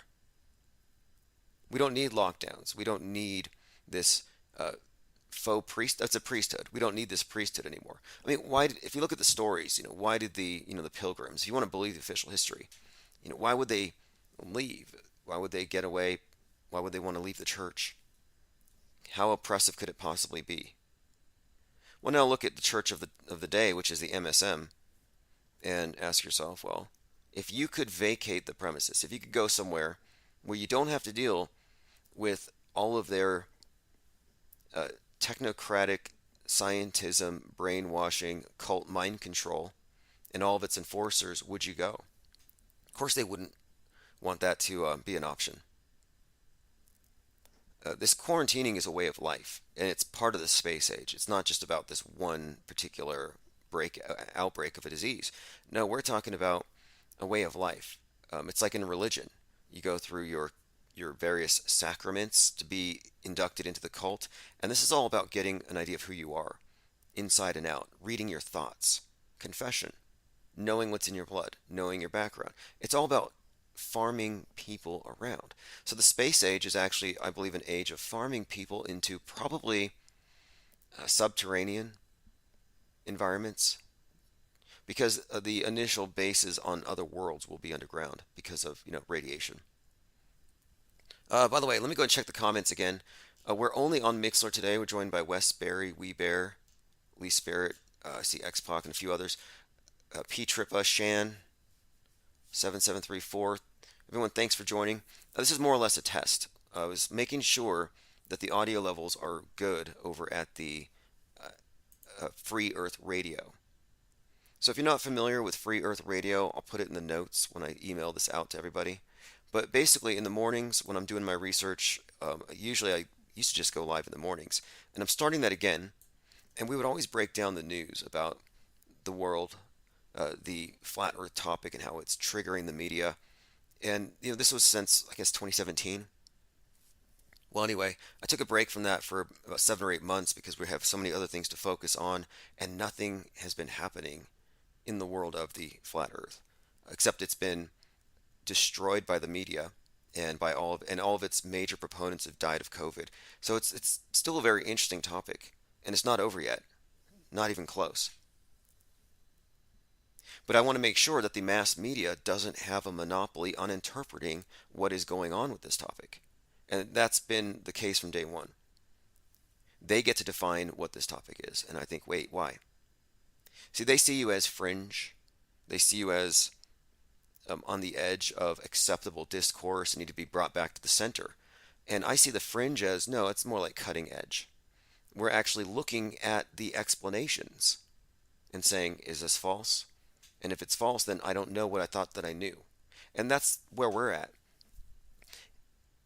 We're recognizing that we have a lot of questions. And I'm surprised that it hasn't happened yet. I predicted back in 2019 that the UN is going to send in Chinese troops into every home, and they're going to take the Q's and the question marks off your keyboards. And we're just about there. But the flat earth question is what it is. It's not a theory. It's not a model. See, all day long you can debate with the globe believers, the cultists, the ones who just truly believe it because they see it on TV, they don't have any evidence, and they accept everything secondhand. I mean, McToon has never even seen the space station. He's chastising me. He said, you haven't seen it, and you haven't tried to see it. And I said, yeah, I've tried, but I haven't seen it. So I don't believe it. And he says, so you have to see it to believe it? And I'm like, well, no, but if it's that easy, I would be able to, and I haven't been able to. So we have this conversation about how it's supposedly very easy to see it. And everybody says that. Oh, just go look up, use the app. Well, it's not actually that easy. And I asked him, I said, well, McToon, have you ever seen the ISS? And he said, no. So he accepted it on faith. So my point here is this. When you have faith in something, you no longer have questions about it. If you don't have questions, then you think you have the answers, and then you can become a pompous, arrogant, propaganda-spewing, hateful ideologue like McToon. But what I've arrived at is that it's okay to have questions as long as you're not settling for, oh, there's a question here, and not going any further. You can't make an argument from ignorance. You do have to do your best, and that's why I brought this up. I've done my best to try to spot the space station, but here's a guy attacking people as ignorant, as cretins for not having seen it, and he's never seen it. I mean, I commend him for not lying, because a surprising number of people will lie on the spot. I've had many callers tell me, yeah, I looked outside at midnight last night and I saw the space station cross over my house. 90 minutes later, I saw it again. And then I have to remind them, well, the earth has a shadow. If you believe in the earth, you have to believe it has a shadow. If you believe it's a ball. And this ball earth has a shadow that extends 850,000 miles into space. So an object in low Earth orbit would not be visible much after sunset or before sunrise, because it would be within the umbra of the Earth's shadow. And it doesn't have any lights on it, so it wouldn't be visible because you only see it through its reflection. The sun's light reflects off of it, rather. So, no, you could not see the space station twice in a night around midnight over your roof. But many people used to claim this. So if I took him at his word and just left it at that and accepted it, well, then I might be cheating myself out of real answers, which is what I'm actually looking for. And so the flat earther has been maligned as an ignorant person, as a cretin, as a Bible fundamentalist, as an unreasonable person. But most of the people who seem to represent that are feds and actors. I mean, this has been demonstrated time and again. I mean, I can show you hundreds of hours of live streamed conversations with people who entertain this notion, and none of them fit that description. Most of the people who entertain this notion are just asking basic questions, like foundational questions. It's a reset button. The flat earth topic is a reset button for many. You're asking, well, do I really know this? How do I know it? And many do find the answers, and they go back to conventional explanations. There are people who will question things like the moon landing, listen to a few documentaries, and then find an explanation that suits them and go with it. But I'm not here for explanations. I want answers. I want evidence, which is much different. And when we ask for the evidence and they provide it and it fails to add up, they accuse us of moving the goalpost. Well, I just have higher standards, I guess. I have higher standards of evidence. And the terrible special effects of the ISS are enough right there to cause reasonable doubt for anybody who knows anything about video editing. And that's what it really comes down to, though. It comes down to visual literacy. So I happen to think that there's a new... there's nothing new under the sun, this cliche, but I think there's something true to this, that everything seems to be templated. And right now, in many ways, I feel like we're looking at a neo-reformation. The internet is what precipitated this. So instead of, movable type press, now that the information can flow, the priests can't control it all. They can't control the interpretation of the news every day, of how people see the world. That was problematic. And they had to control that, and you know how contentious this was. And I think the Protestants of the day are the people who are disregarding the mainstream news, the conspiracy theorists, the anti-vaxxers. And it fits. You see, the world church of the day is the MSM. The mainstream media is your de facto state church. And those of you who protest against it, are the modern Protestants in this. So I just see that there's a perfect analog here. And I don't think any of this is necessarily coincidental. I don't think it's coincidental when you look at the forces that shape history, the influencers, and the agendas. I think it's all identical.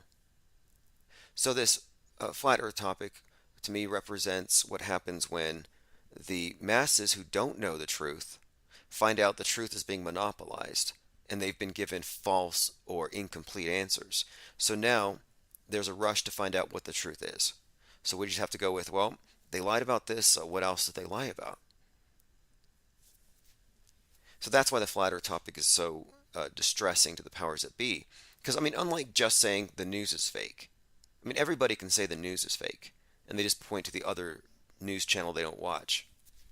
But the way that the people who suggest the earth could be flat assess the news, they're not saying, oh, it's fake as in this guy's lying, or this person's a paid shill of this corporation. No, we're talking it's theater. It's made up. It's a movie. It's movie magic. So even people can there are many people who can entertain the idea that You have fake shootings, fake terror attacks, but they are sure that outer space is real. And this is one of the most clever tricks of all. What they pulled off here. The powers that be realized, okay, the right wingers and the left wingers, you have them kind of perfectly split. Sadly, people are compartmentalized like that. But the right wingers are on to the notion that global warming is actually a communist ploy. And that's just the blue pill level of it. I've been describing global warming as the new flood myth. But that's the perspective that you get when you look at the world stage from this metascript perspective. Yeah, it's a new flood myth. But if you're on the world stage and you're left wing or right wing, it's real.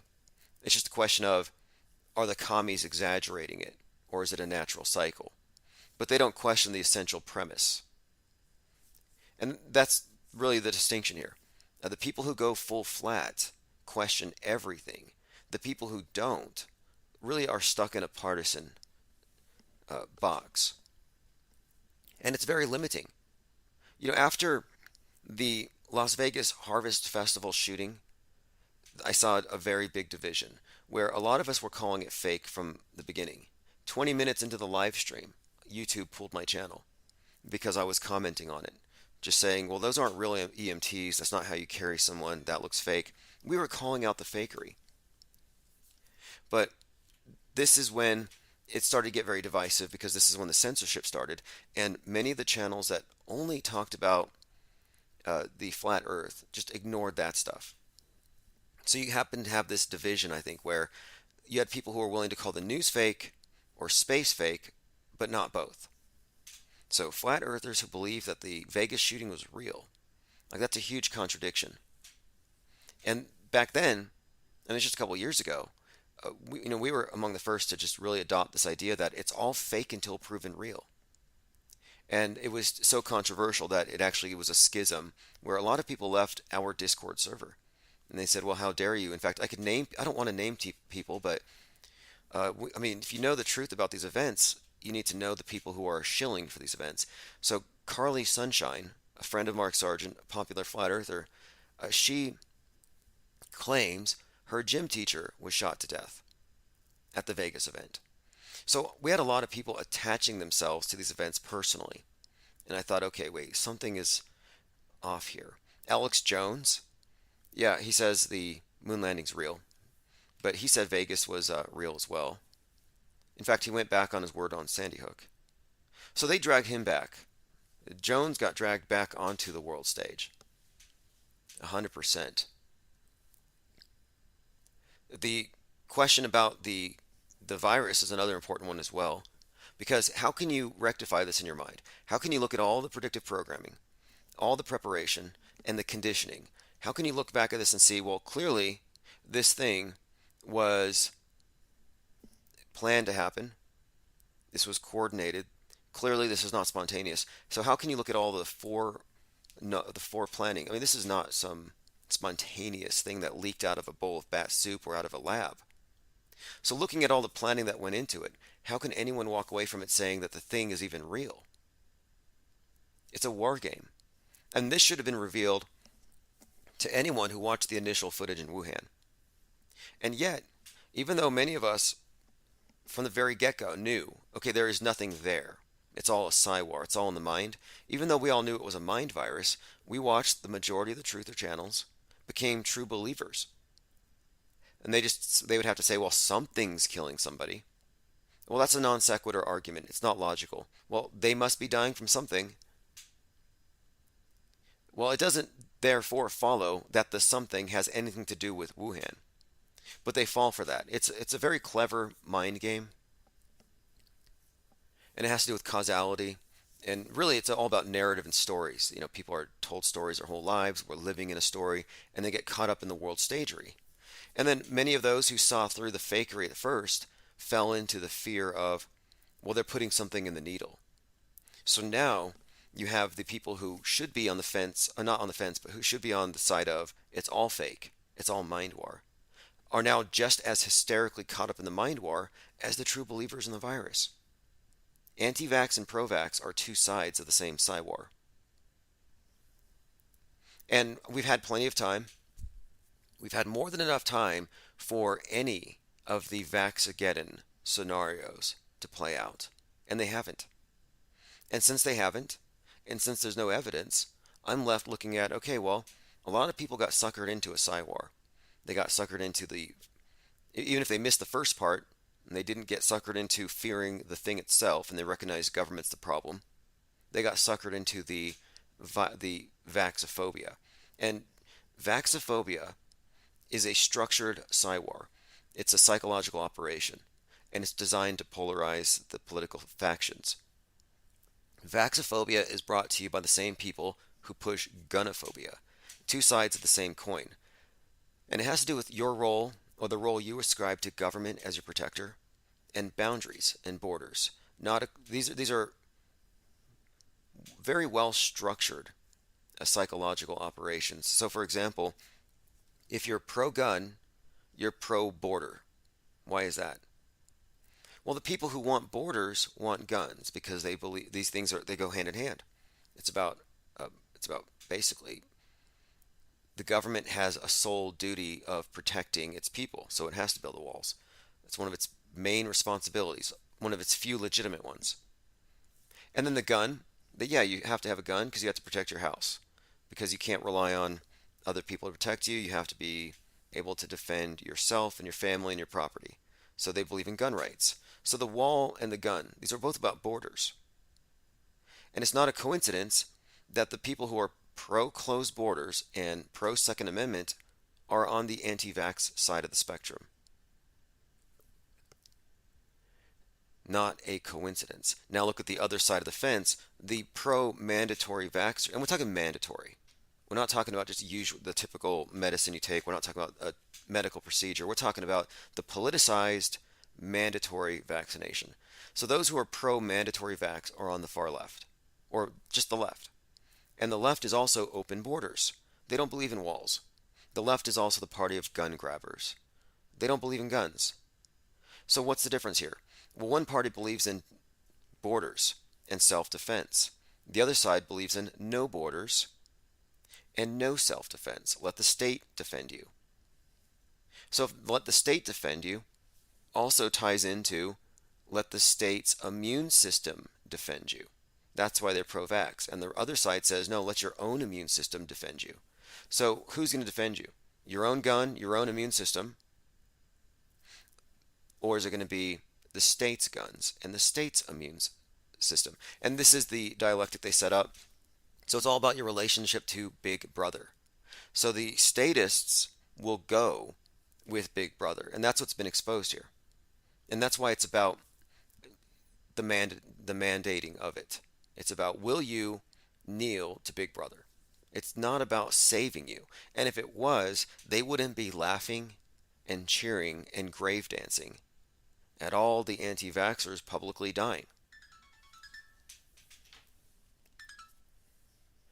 All right, let's go ahead and continue. I want to go through my comments here on Mixlr. We're doing a Mixlr test, like I said. This is a morning live stream. I didn't want to get on video yet. I wanted to make sure that everything on the Free Earth Radio is copacetic. I think it all sounds fine over there.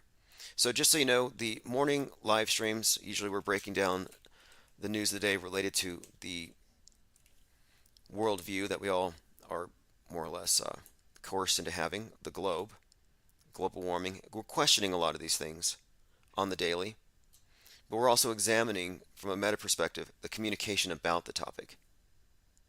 Because the media's response to the flat earth topic has been very enlightening. It's almost like it was the flat earthers been the canary in the coal mine. You know, they were purging them from YouTube years before they started going after the Trumpers or QAnoners, but nobody complained. When they came for the flat earthers, I didn't say anything because I thought it was a ball. I mean, you could see what they call borderline content. You can see the universe of ideas shrinking as they get rid of borderline content. I mean, imagine all of the ideas in the world that are acceptable on a table, a big round table. And the authoritarians decide we're going to remove everything at the edge. And the people who aren't on the edge are like, okay, cool. So they shave off the edge, pushing all those ones off because they're just flat earthers. Well, now the world's a little smaller. And the people who are more secure in their position have less to lose when the borderline people get kicked, and they don't complain. Well, now we're at the point where even fairly mainstream people are falling or running afoul of the technocrats' religion. I mean, the technocrats have a religion, scientism. It's a complete worldview, and if you question it, it's tantamount to blasphemy and heresy. Well, they're making it increasingly impossible to criticize it, even if you're not on the border or the fringe. Well, it's because the fringe is getting closer and closer to the center. They're eliminating ideas. They're digitally burning books. I've spoken about this before, about how the CEO of YouTube bragged about deleting billions of comments. You mean you're deleting organic culture? You're deleting human culture that's being created in a new environment. We've never seen this before. You know, we have petroglyphs. I can see from my window over there, a few miles down, if I were to walk over there are petroglyphs. We preserve those, and that's because some ancient people carved into the rocks. We don't want to lose that. Well, here we have billions of comments that are just being burned and deleted because they don't fit with the MSM church. And I'm like, wait, are we not just who knows what's in there? Like, I mean, I understand the private company, I understand that, but I'm talking about values. Like, I understand it's their company, they can delete what they don't want, they consider that to be hate, it's hate, flat as new F word, sure. But what about her laughing about it? What about bragging about it? You wouldn't brag about a bonfire with millions of books, no matter what the books were. That used to be a repugnant idea. But no, today we live in a society of book burners. And there's that expression, first they burn books and they burn people. And that's because the ideas exist in the mind, and then the person could just write another book. Well, that's what we're experiencing today. I mean, we're on Mixler right now because we've had more than 115, 120 YouTube channels pulled because we're not wanted on these other platforms. It doesn't stop us from going there. I'm just regrouping so we can't be pushed off. In fact, we have more listeners and subscribers. We do more damage, if you want to call it that, than ever before, only because they've forced us to mutate. You know, had they not gone after us with such a heavy hand, we would have had one YouTube channel, and I would be playing by the rules because my life would be dependent on it. Or at least that's how it's supposed to work. You play by the rules, you don't get demonetized. But I was never able to just adjust. I remember after they first started cutting our channels down, I thought, well, I'll just open a new one and a new one. And I read the fine print, and it says you can't open a new channel. They even tell you, we don't want you accessing YouTube anymore. But that's where the culture war is being fought. And it's actually debatable. Is it a private company? Or is it a front for the government? It's a fair question. But anyway, that's why the topic's so interesting. Because there is no other topic that is so condemned and banned as this one. And what's more, they don't want to listen to the people who actually talk about it. No, they want to listen to experts talk about those people. Or they choose those people who stand out for reasons that make them reprehensible. Like, oh, this guy's representative of the flat earthers. He happens to be a felon, for example. Or he's screaming at kids as they run across the playground. Or, I mean, it's crazy if you actually look into it. It would make you think that there's some kind of agenda to control the topic. When you look at some of the individuals that have made the news, I mean, you don't want to look into the founder of the Biblical Flat Earth Society or his associations because it's, well, maybe you do. You know, I would recommend this. There's a documentary called Mirage Men.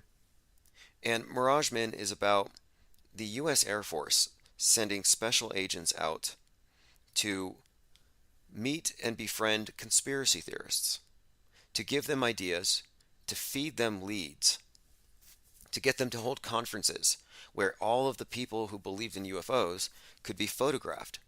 They could be spied on and documented. So Mirage Men is about how the U.S. Air Force actually has a group of professional, what would you call them? I mean, these special agents are not just manipulators and liars, but they're infiltrators into groups of people who are connecting on specific topics. I mean, we're talking about weaponized anthropology, infiltration. So they infiltrate the groups of conspiracy theorists and they give them some bad ideas. And then those ideas are used to discredit them. Or the ideas themselves are pure disinformation. And in the case of Miragemen, their whole intent was to distract people from looking at advanced aircraft and associating it with Kirtland Air Force Base. No, they wanted them to associate it with Venetians who ran out of water and are coming down to Earth trying to find people to help them. So they covered up an individual who lived near the Air Force Base who was actually seeing some experimental craft and writing about it on the internet. So they sent the NSA, they sent people into his neighborhood, across from his house. They even had fake radio transmissions that were sent to him that he could pick up. So they played with his mind for years. Again, the documentary is called Miragemen. Let me give you a little more information about it because I believe you can watch it free on YouTube. I highly recommend it. Now, here's the sad part. The sad part is after the special agent let the guy know, hey, this is all fake, he couldn't let it go. He built a community around UFO abductees. And they even talk about how people would even come in and say that they actually experienced these things. And the liars, the manipulators, the posers would be like, wow. Yeah, Miragemen is a 2013 documentary. The film had its premiere in 2013, and it's about how the U.S. government used, quote, mythology to cover up advanced technology. So there you have it. Mythology to cover up advanced technology. And this is kind of where I'm at with the whole flat earth topic and the infiltration by Miragemen. I think that they infiltrated the topic with mythology. What I mean is, instead of people talking about, let's measure Antarctica, let's go over there, let's re-examine this photography, instead of people getting objective about it, no, they put it into the context of the Bible. Oh, the earth is flat, so scientists are the devil, and you have to reject science, read the Bible, and hang out with other Bible believers and pray. And that's what happened. It became a Sunday school. It became a prayer club. And they said, oh, we can't focus on the earth all the time. That's the creation. Focus on the creator. There's no conspiracy. That was the final message. So the flat earthers were organized around the idea that there's nothing behind the curtain, nothing to see here. Just focus on mythology. So again, if Miragemen, the documentary, is any indicator of how this thing works, then what are they doing? They're using mythology to hide something. Not advanced technology, but perhaps hidden resources. So when I see Jeff Bezos coming down from space with $1 trillion worth of nickel from some asteroid, I'm going to question whether it just came from a few hundred miles south of Antarctica. Outer space. Oh, one more thing I wanted to bring up, and it kind of ties this all together. Outer space, according to Captain Cook, the guy who went around Antarctica, the outer realm is cold and icy, and icebergs are a threat. So if you go to outer space, or you go out into the high seas, you could be hit by an iceberg. And you have the Titanic. And then I think about the Titanic, and it brings to mind Leonardo DiCaprio, the face of that particular tragedy. Well, what happens if you go to space? You just fly around. Well, it's not empty. You could be hit by a rock. So it's like the high seas. Well, just so happens that right now, there's a new film out called Don't Look Up, starring Leonardo DiCaprio. And it's about an incoming comet about to hit the Earth. So the Earth's about to be destroyed, and he's running around telling everybody the Earth's going to be destroyed, and nobody believes him. So it's kind of this funny parallel where you have the Titanic taken down, nobody saw it coming. Now the Earth about to be taken down by a comet, nobody saw it coming. And you have the same face of the Titanic being put ahead of the new tragedy, which is yet to come. And I think that's what we're waiting for. I think we're waiting on the catastrophic event that William Shatner talked about. Don't Look Up is just the latest movie hinting at what is likely coming. Anyway, if you just joined us, I want to send everyone to ferlive.com. I'll put a link in the... Generally, I will be on the video feeds, but today I just...